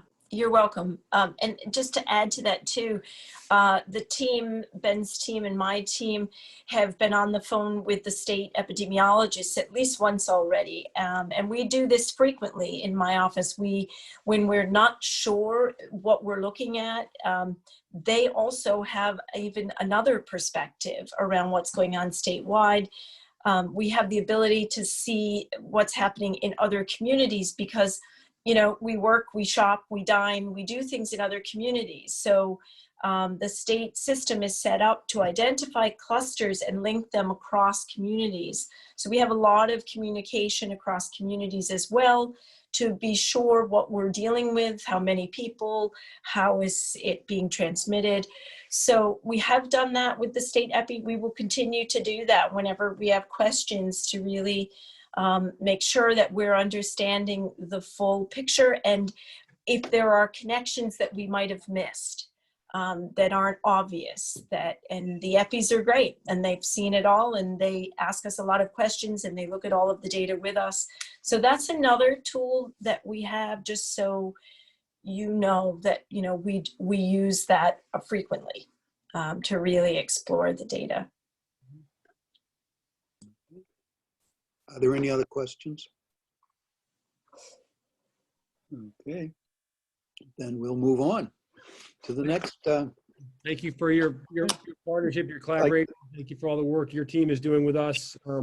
I can't imagine doing what we're doing without you and your team. And so it's been just a tremendous help every step of the way, from since I've gotten here on day one. So thank you very much. Yeah, thank you, Ben. And your team is fabulous too. And the support of the school committee, we really appreciate it. It's a lot of effort that goes into this whole thing. So let me know, email me questions anytime, and we can go from there. But be well. Yeah, thank Good you. night. Okay. Thank you, Karen. Thank you, Karen. Yeah. Thank you. The next part is I had on our update was the crisis response training. Patty Wegman told me that she'd already given this update to you earlier in the fall, and also I was expecting that we'd have that we'd spend quite a bit of time with Mike Hale and Karen Carroll that I've pulled it essentially. Okay. So the next would be East Gloucester Veterans Memorial Building Project. I want to give a short just update to the school committee, and then you've got a discussion about Meadows Playground as well. So give me a moment to show a few things.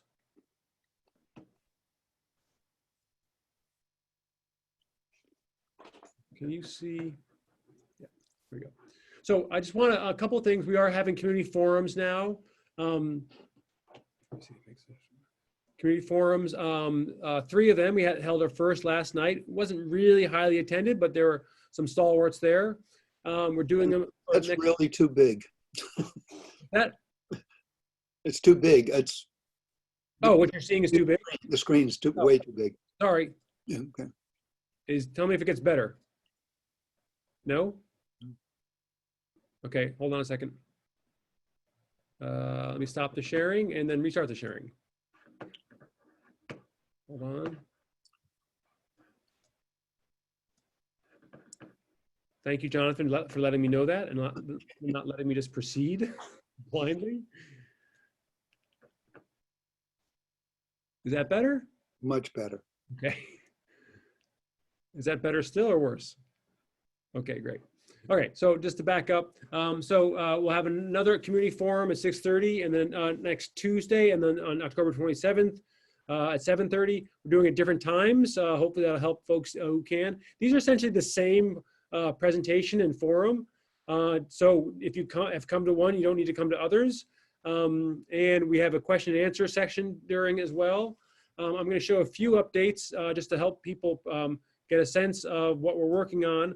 I do want to remind folks that the building project is, and so just in terms of these presentations, they're about helping people understand what question 3 is about and what the building project is about as background to help inform them. So we'd like to make sure everyone knows that the effort to rebuild East Gloucester and veterans is part of the 3-part long-term plan that the school committee, sort of put in place with the rebuilding of West Parish. you can see on this slide that our schools are quite old. In fact, the newest one, quote unquote, is older than I am, built in 1966. That's Plum Cove. And the other piece is that, that there's a real risk to Beaman and Plum Cove getting addressed if we don't go forward with East Gloucester and veterans. So we talk about that. Ultimately, what we want to do is make sure that East Gloucester, veterans, Beaman, and Plum Cove are on par with the West Parish School. I was, as I mentioned, meeting with West Parish, the PTO, went to the PTO meeting at West Parish last night, or on Zoom actually. And one of the things those parents said is they described how they're, for those folks who are in fourth grade and younger, they quote unquote, they said their students only know the beautiful West Parish School. They didn't know the one that was built in the 1940s. They only know the new one. And what I'm hoping is our community will support this ongoing work. So at some point, all of our students, whether they're East Gloucester or veterans or Beaman or Plum Cove, can say, I only know the beautiful East Gloucester veterans one. We're trying to develop schools that have the space and the modern facilities, that our students really deserve, and certainly our teachers do in terms of their working conditions. And so that's what this is about. We've been at it for a while, of course. I'll skip through some of these because we talked about them before. We show some pictures about the difficult conditions that we all know about, and try to really just remind folks that this is about making school buildings that are worthy of our children and worthy of our families and our teachers, and are addressing buildings that are at this point old, that are inadequate, and honestly can't be repaired long term to serve the educational needs of our students. We show a short video, but also talk about the way schools are built these days, and they're built in these days in much different ways. And West Parish is a good example of that, but we can see lots of examples just in the surrounding communities like Beverly and Manchester, Essex, or if you go further afield, Winthrop, Waltham, Fall River. Districts all over the community have been working on rebuilding those schools for years and years, and Gloucester wants to continue that process here. The new school buildings are like West Parish. They have more natural light. They've got more space. They're more energy efficient. They typically have dedicated rooms for art and music and technology, and the media center is a whole new thing these days. And that's because we know much more now than ever before when our buildings were built that art and music and a well-rounded education is essential to educating our children and preparing them for their bright future. Collaborative spaces, flexible spaces are more important because we know that learning doesn't happen just in rows or just in your defined classroom, but there's project work to be done and hands-on learning to be done, and those require different types of spaces, and that's why the space needs to be flexible. And then also, one of the things we don't have in many of our schools, especially at East Gloucester and also to some extent at Veterans, are the small group rooms, so students can learn in smaller groups to get the support they need, whether that's on learning English or special education, or whether that's advancing in other subjects. So that's what we're looking at in terms of our new school, and want to make sure that the community understands that as well. And then we finished with a short video. It's been narrated by Principal Fusco and Principal Pasquarello, which we won't show tonight, but it's on our website. And we also talk about the benefits to the entire community. So certainly the benefits to safer, secure buildings that are better suited for meeting the educational needs of our students, but also community access to the school and the gym and the performing arts space, new ball fields that the city council is committed to at Green Street to replace the field that's currently at Meadows Playground. That'd be a new and brand new facility. I would say serving that will serve our I think our teams even better than what's currently at Meadows Playground. And then also more open space with East Gloucester School, that site becoming community open space. So those are really significant advantages. I won't go through the slides we've shown of the inferior spaces and the very small inadequate student bathrooms that are at Veterans and East Gloucester, or the lack of professional spaces our teachers have, being in cramped workrooms and eating spaces. But what we'll do is just focus a little bit on what will happen if we don't build. And this is really important for the community to really take hold of. First of all, as you see here, we're eligible, and the state has committed up to $27 million to fund the project. If we don't go forward, we lose that that funding very quickly. We don't have access to it. At that point, we have to restart the process with MSBA, but there's no guarantee that we can work with MSBA going forward. And they might look unkindly at us getting down the road here and then not going forward. There's no guarantee of any state funding, but it will delay the project, as much as 5 to 7 years, and costs go up every year. So a building that at this point costs about $67 million will cost taxpayers in the future $80 or $90 million. And that's in addition to losing the $27 million. And that's a big, big difference to taxpayers in our community. That's tens of millions of dollars of additional cost that wouldn't be needed if we can go forward now. The other piece is that there's no way to keep the buildings as they are. We'll have to pay, if we can't build a new building for approximately $40 million to the city, the new building at this point, because of MSBA, would cost us about $40 million for the city to pay. If we can't go forward with the new building, we're still gonna have to pay tens of millions of dollars to keep the buildings running. So option one here just shows that in terms of upgrades, just basic upgrades on code and systems, no renovations, it's really repair only, would require $32 million, $16 million or so at each school. And still, within 10 years or so, those schools would have to be still rebuilt. It doesn't provide the space, doesn't improve the learning spaces or the classrooms or the gymnasium or the bathrooms. It just simply repairs things. So you still have to replace the school on top of it. The other option, number two, is still in the neighborhood of $60 million. Well, this gets you renovation, but no additions. So you have a better looking place. You have some more learning space and more administration space, but it's still, the facility is still inferior. It still doesn't actually allow you to meet the educational needs of students. So we, at that point, have sunk $60 million of taxpayer and city money into these schools, and we have inferior buildings that don't meet the educational needs of our students. Those are two options where, as opposed to, if we're able to fund $40 million now, we get an entirely new modern building that is set for 50 or 60 years for 440 students. And then we have East Gloucester and veterans students who can say, in short order, I only remember the new building, and I only remember how wonderful it is for my family and my students and our teachers. So, and then the last piece, just quickly as a reminder, is if we don't go forward, if we're not able to go forward after November 3rd, that's going to really impact this long-term plan I mentioned before, the 3-part plan. It'll really put off action on Beaman and Plum Cove for a decade or more, and likely longer. And we'll have to continue to sink repair costs and taxpayer dollars into repairs and propping up, 4 buildings that really are beyond their getting beyond their useful life. So not everyone likes this analogy, but I think of it as, I got an old pair of jeans, which I love, and I'm very comfortable, and I've been through a lot of good memories with them. But at some point, I can only keep patching them for so long, and I've got to make the investment, get used to a new pair of jeans.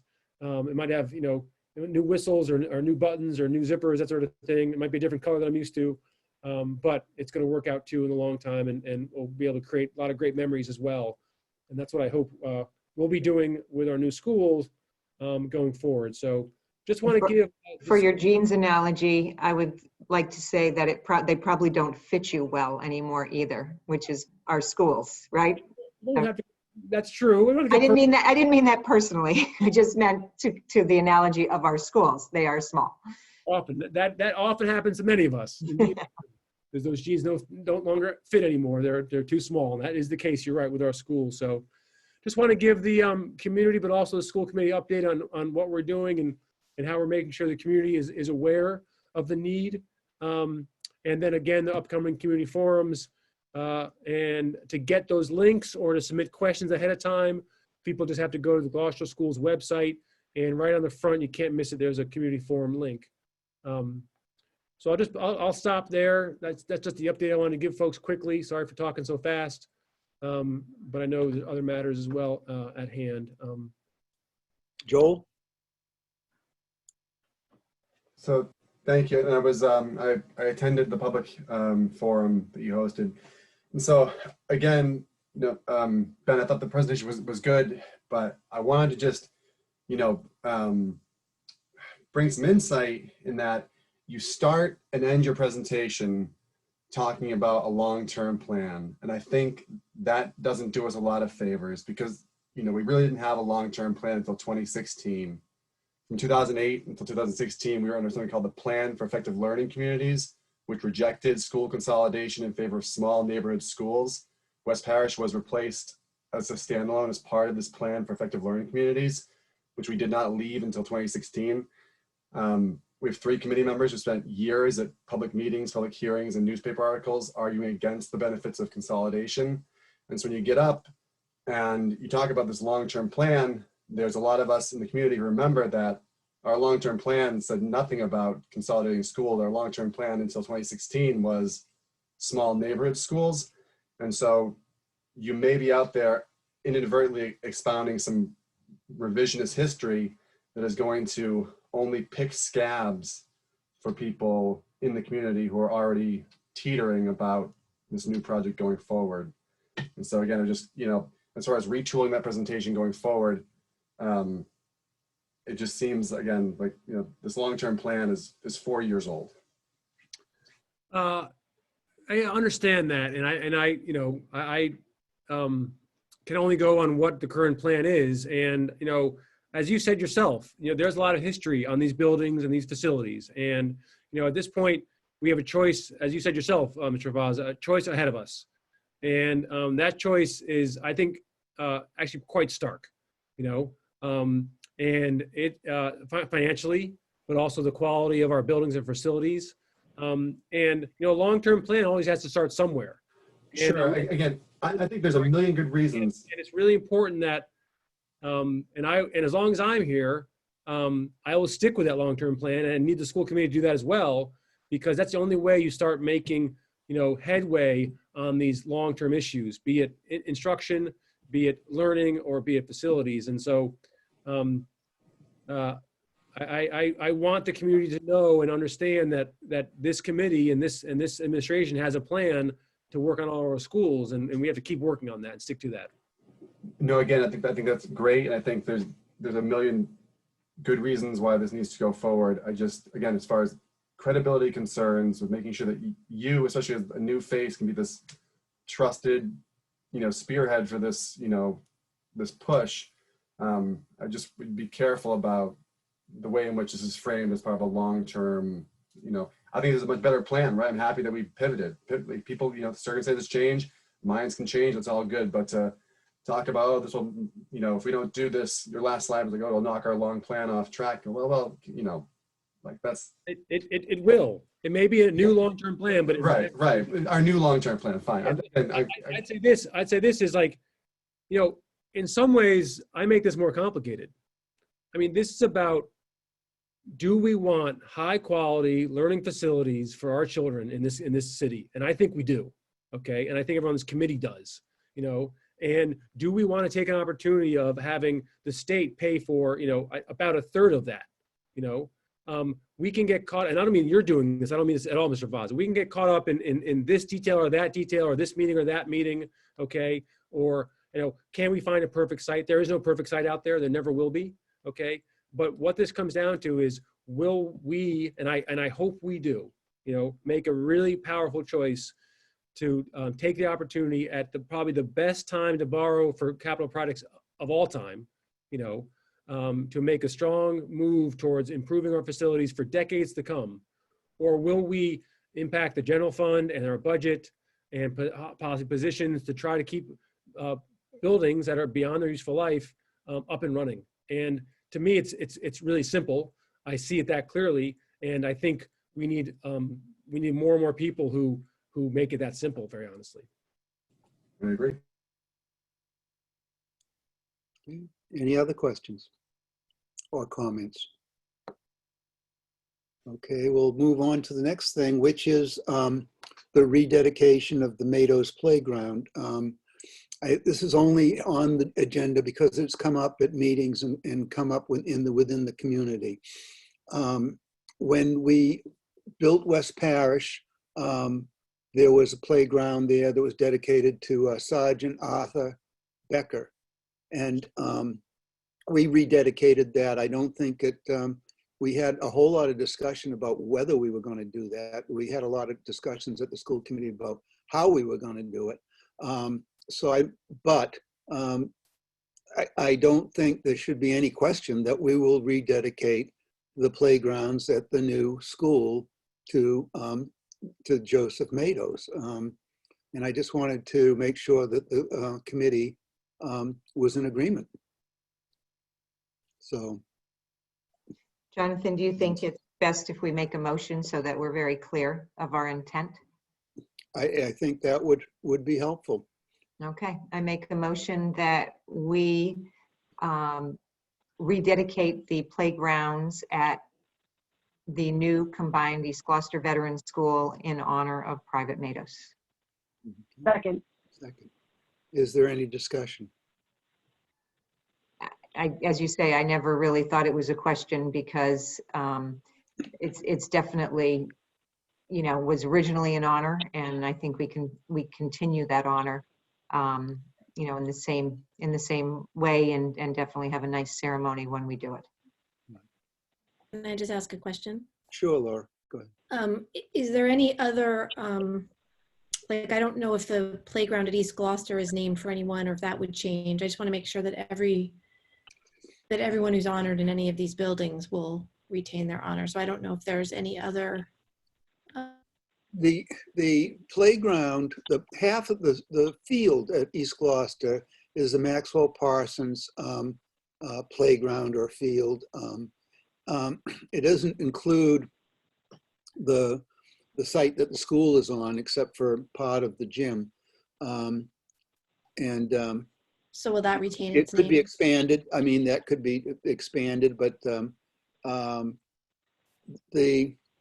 thing about naming things in the city is the school committee gets to name anything that the school is in control of. But my assumption is what will happen is that East Gloucester, when it's no longer needed, we will declare it surplus, and it will revert to the city, and it'll be up to the city what they name it.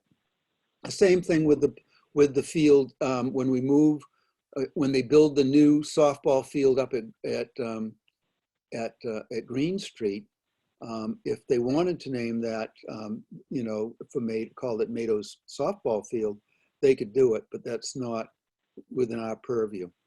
We can name things that are on the school property. So, for example, there was the field at Fuller was the Charlie Thomas field, and when we declared Fuller surplus, we rededicated the fields at Beaman to be the Charlie Thomas fields.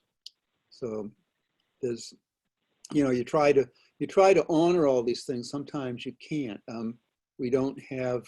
We've never replaced Milton Fuller, who had the whole giant school named after him, and we've never done anything to re-honor him. So I just want to make sure we're leaving space if we wanted to incorporate one of those names from East Gloucester that we could. That's all. Right. Just to have that option at some later date. Yeah, we can name anything that's school property. That's it. A lot of things have been named,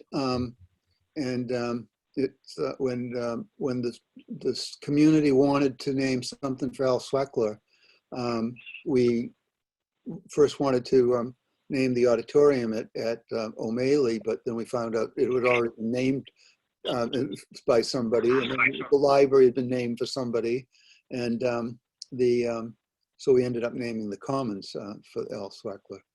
And just, at some point we will have to talk about a name for the new school. So that's the process. I mean, that's how it goes. Melissa? No, I just want to confirm that the rock at the top of the hill that dedicates the playground to Mados is remaining there, is my understanding. So there wouldn't be a reason to name it any other thing Well, than Mado. My understanding is that it can stay right where it is from what I've seen of the plans. But Yeah, what we did at West Parish was we actually moved it. And we moved it, 40 feet to a different location, closer to the entrance of the ball field, and closer to the playground area. There's the Maxwell Parsons, the stone that's there that dedicates that field in East Gloucester was moved less than 10 or 20 feet, I think, when they paved some additional parking out onto that area. So, it's gonna, you can move the stones, but the stone will be there. The same stone will be there if it has to move. Okay. And that will be part of the rededication. Okay. So, Jonathan, yes. I thought there was part of East Gloucester that it is untouchable. Well, that's the Maxwell Parsons playground. Yeah. Exactly. There you go. There's your answer. It stays the same. Yeah. Well, Same it thing, is. same thing on Webster Street. Yeah. Thank The you. new area. Then with Jonathan, stop confusing things. Next. All right. We need a roll call vote if there's no further discussion. Chairman Pope, Yes. Ms. Prince, yes, Mayor Taken, Yes. Ms. Watson, Yes. Ms. Weason, Yes. Kathy Clancy, Yes. and Mr. Favazza. Yes. It passes unanimously. Thank you very much. And we'll move on to our subcommittee reports. And first up is Building and Finance and Chairperson Kathy Clancy. Okay, so the Building and Finance Subcommittee had a special meeting last Wednesday, October 7th. And we had the special meeting so that we could spend a little more time talking about food service, given that it's different this year in terms of the way the finances work and all of that. So we went through participation, and actually the participation is looking really good. And Martha Jo, if you'll look through the packet for the BNF, had gone through the past 4 years of participation, both at the elementary and middle schools and the high school, and compared it to what the current participation is so far. And it is definitely very good participation. They would like more, but it definitely is, it's at good levels. The other thing she pointed out is that the participation is actually about 50-50, people that full pay or would normally full pay versus those who get some assistance on their meals. So families are taking advantage of it. I think we continue to communicate that this grant from the government is definitely helpful for families, and I'm sure many people are happy to be able to not have the hassle of providing lunch when they get home for their kids, and it's already made. They take home a breakfast if they choose for the next day. So it's quite a benefit for our community that this assistance is out there right now. So she went through a lot of the cost implications of currently the way we have to deliver food, which is a lot of packing and a lot of packing material because everything has to be individually wrapped. So we talked about, kind of the time-intensive aspect of that to deliver the meals throughout the schools and things like that. And she also highlighted that different costs have really gone up, like milk has doubled since last year. The cost of gloves, because everybody has to have a zillion pair of gloves, has gone from $17 a box to $79 a box. So they're really trying very hard to have enticing, attractive meals that meet, all the requirements, and also try to keep that cost to a break even, so that so that we're providing it at a break even basis, which is always our goal for the food service department.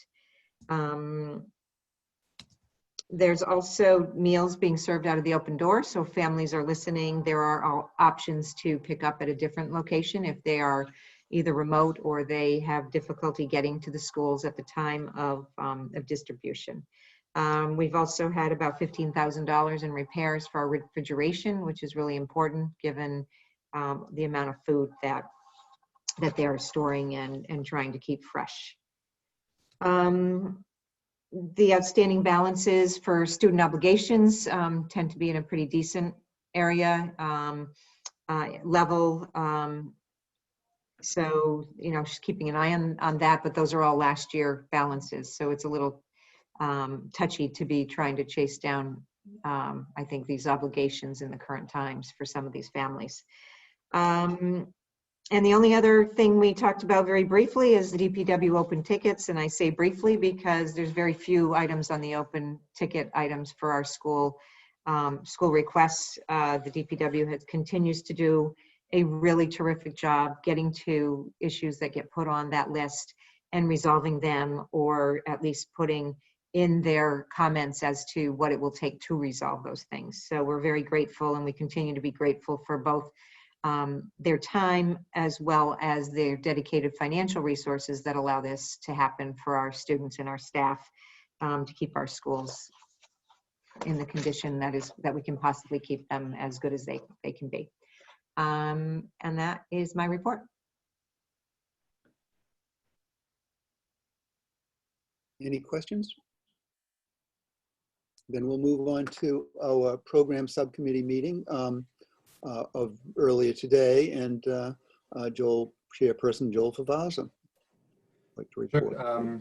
As you mentioned, we met immediately prior to this meeting. We had a 4-item agenda. The first thing was reviewing the amended Title IX regulation. It's harassment policy file AC. The idea being that would replace the file ACAB.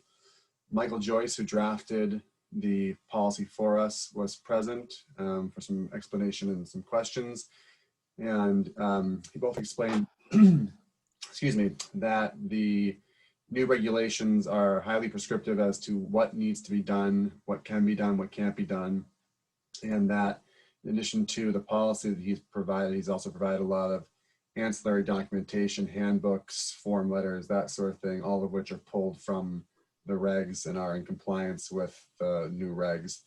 And although it's not on tonight's agenda for the full committee, the subcommittee, on a motion from Laura Weason, seconded by Samantha, voted unanimously in favor to recommend to the full school committee the replacement of file ACAB with file AC. And so if that wants to be put on a future agenda, the recommendation's in place. The next 2 items were related. We talked about options for consolidating the East Gloucester Elementary School and veterans populations upon the beginning of the 2021-2022 school year. And we also talked about options for locating any students displaced by the veterans demolition and reconstruction in city-owned or school-owned buildings. To that point, Mr. Lummis pointed out that with the uncertainty around COVID precautions and the need for securing swing space sooner rather than later, although there may be adequate space in our middle and our high school to fit students, we are right now making full use of that excess space to allow us to socially distant, make smaller class sizes, and keep our middle and high school students in the buildings currently. And so there was no official action or vote taken, but the will of the committee seemed to suggest that we wouldn't want to jeopardize our ability if God forbid we are still in a socially distant model next year to be able to keep that moving, because we've now stuffed 200 elementary school students into one of these buildings. So that leaves it to the building committee to get an RFP in place to look for suitable alternative swing space. And then as far as the consolidation, there was a initial conversation regarding the pros and cons. If we are to keep the veterans population together, that means that only the veterans population, so the 220 students there, would have to go through the move twice, and the entirety of the East Gloucester students wouldn't have to. So it's a smaller number of students being forced to relocate twice.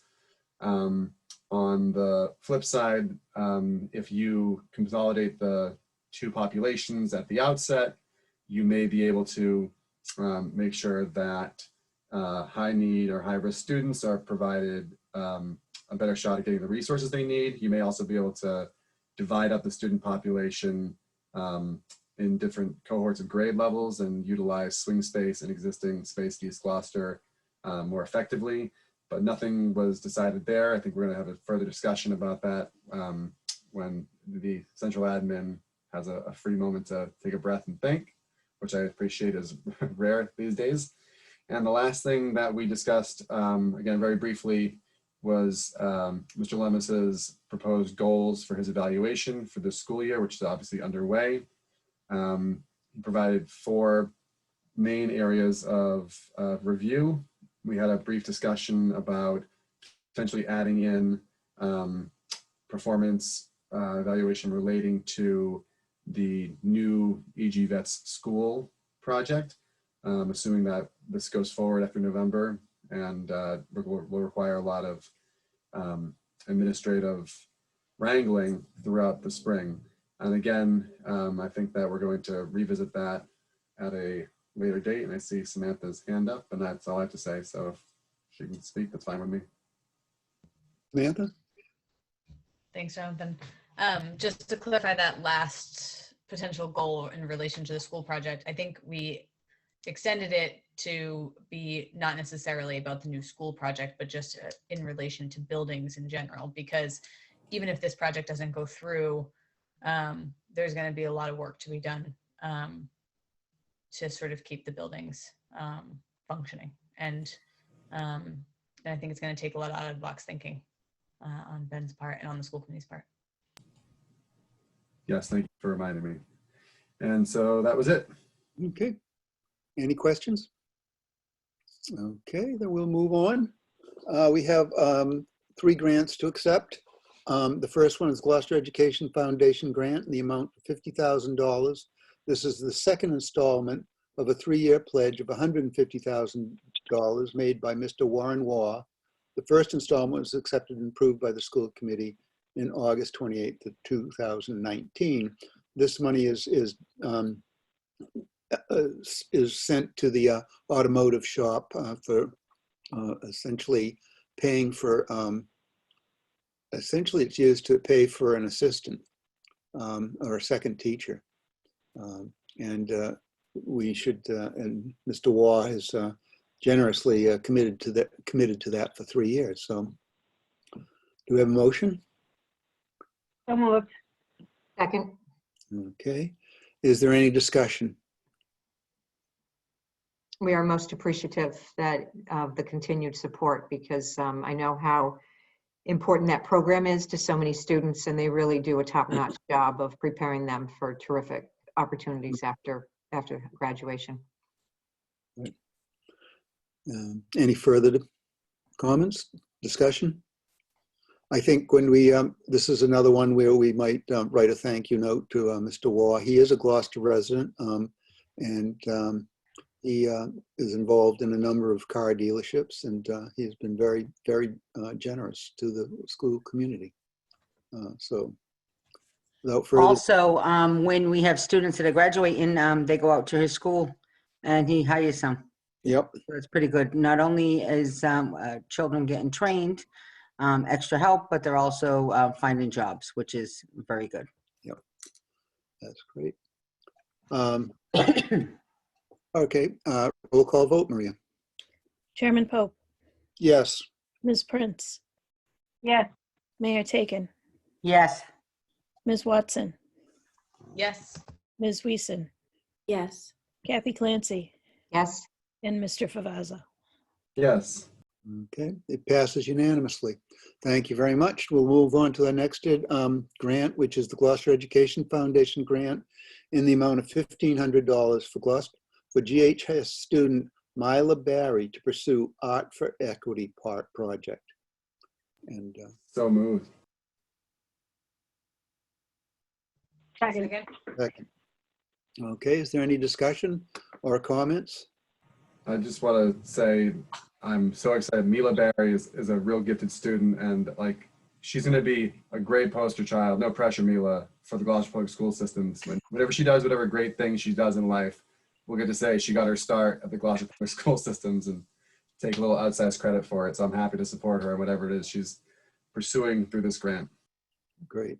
I can give just, I actually spoke to Mila today because she interviewed me for the Gilnetter, which she's also involved in. And the work is already underway, actually. They've been meeting, her and the other students have been meeting, have been developing ideas. I think they're actually maybe this weekend getting together. I hope they're masked and socially distanced to work on, to start doing some of the work that the grant's paying for. So it is underway, and I'm really looking forward to seeing what these kids produce and the messages and the leadership they're going to show through it.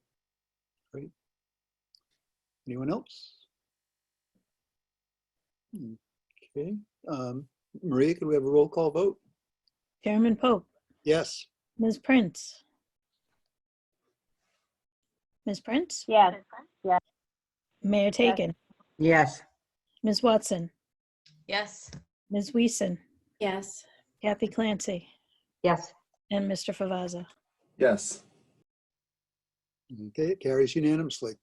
Thank you very much. And we also, our third grant is the DESE FY 2021 CVRF School Reopening Grant Program, a grant in the amount of $695,925 to support funding costs to reopen schools.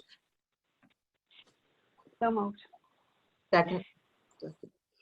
Is there any discussion or explanation? I believe this is money that we've already assumed was coming and probably have already spent or committed to, I believe. Is that right, Gary? Gary, can you just give us a quick summary of some of what the work that this is allowing us to do through this? Yes. Yes, can you hear me? Yes. Okay, great. This grant is providing primarily the staff, paying for the staffing costs for the remote academy, as well as additional teachers needed to reopen the schools. So it's paying for a lot of the staffing costs. In addition, it's also picking up some costs involved with cleaning of the schools, as well as some PPE.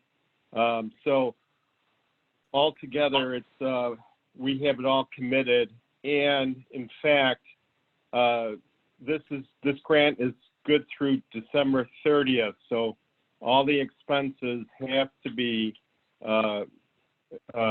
provided prior to December 30th, 2020. So we're also working with other grants to provide for the staffing costs after 12/30/2020. So like Mr. Pope said, it's all committed at this point. Did I hear correctly today on the governor's announcement that he is providing billions of dollars more for the schools going forward? I think you said 5.3 billion altogether. I haven't heard.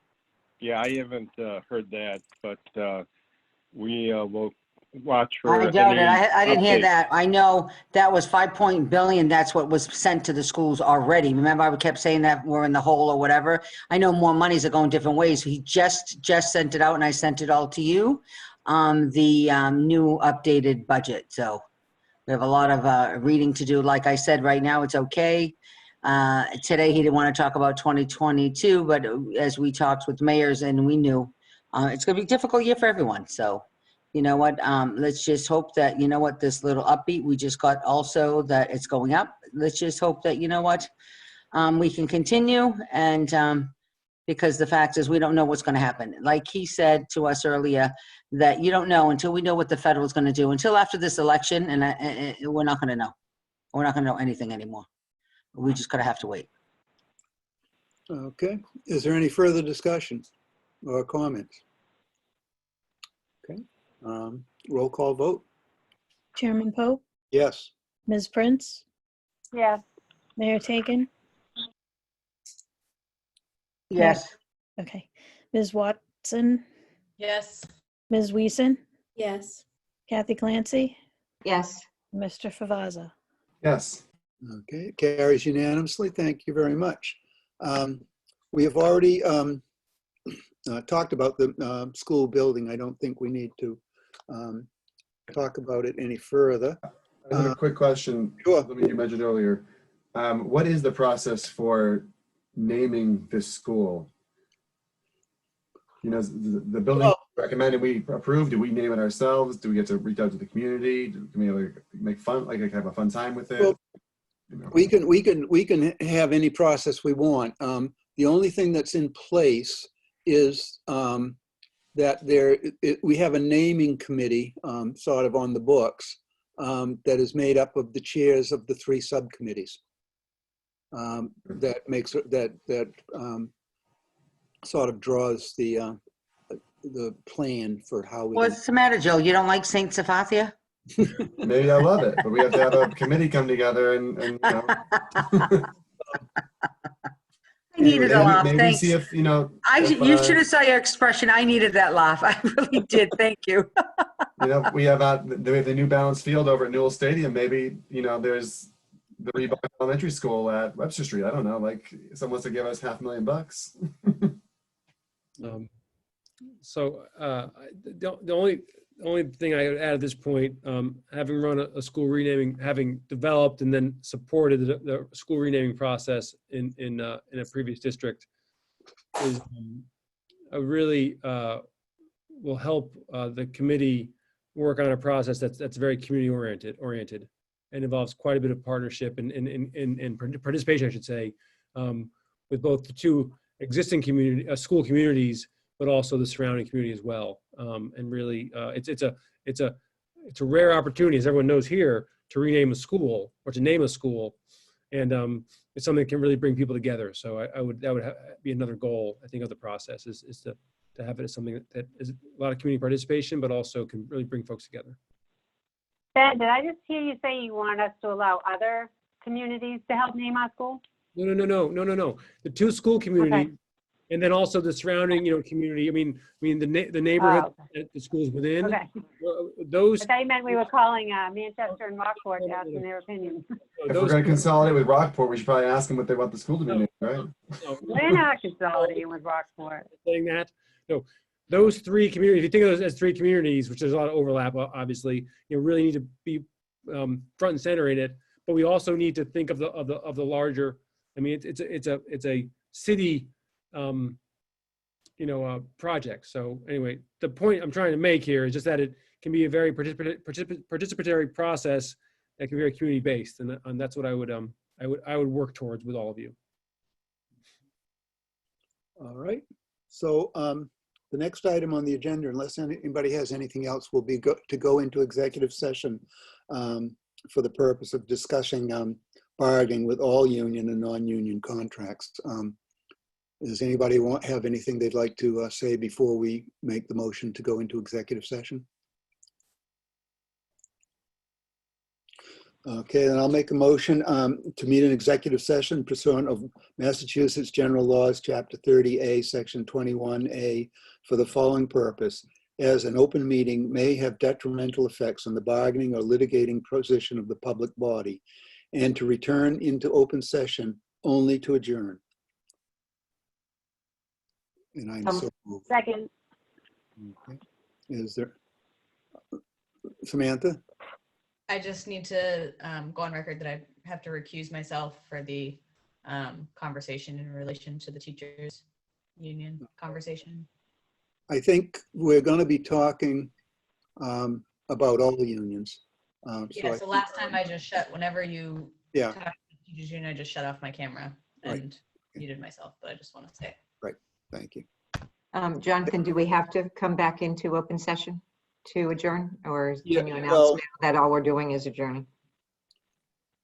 We've been kind of shuffling past that on negotiations, but I think for a full school committee meeting, we will have to come back into open meeting for the purpose of adjourning. Okay, thanks. Okay, roll call vote, Maria. Chairman Pope, Yes. Ms. Prince, Yes. Mayor Taken, Yes, yes, yes. Ms. Watson, Yes. Ms. Weason, Yes. Kathy Clancy, Yes. and Mr. Favazza. Yes. Okay, it's unanimous. So we will move into the Google Meet program. And for executive session, you should leave this meeting and then we'll have to come back into it. Okay.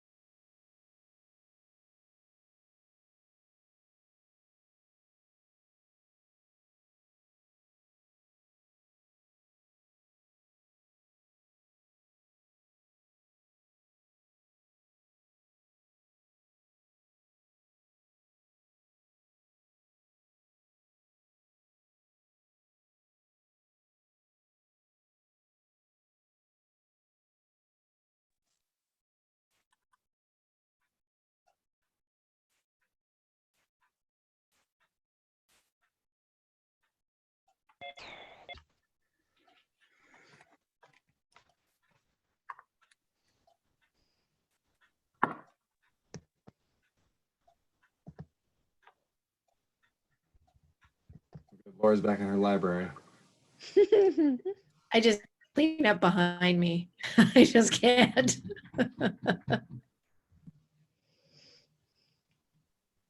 And I'm leaving the ocean. I'm going away. How do you get yours to be a moving video, Safathia? I have no idea. It came up. It's awesome. It's beautiful.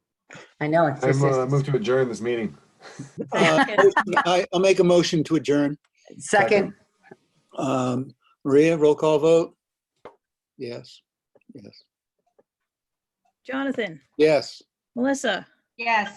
Safathia, Yes. Sam, Good night. Laura, Yes. Kathy, Yes. and Joel. Yes. This Good night, meeting- everybody. Good Meeting, night, everybody.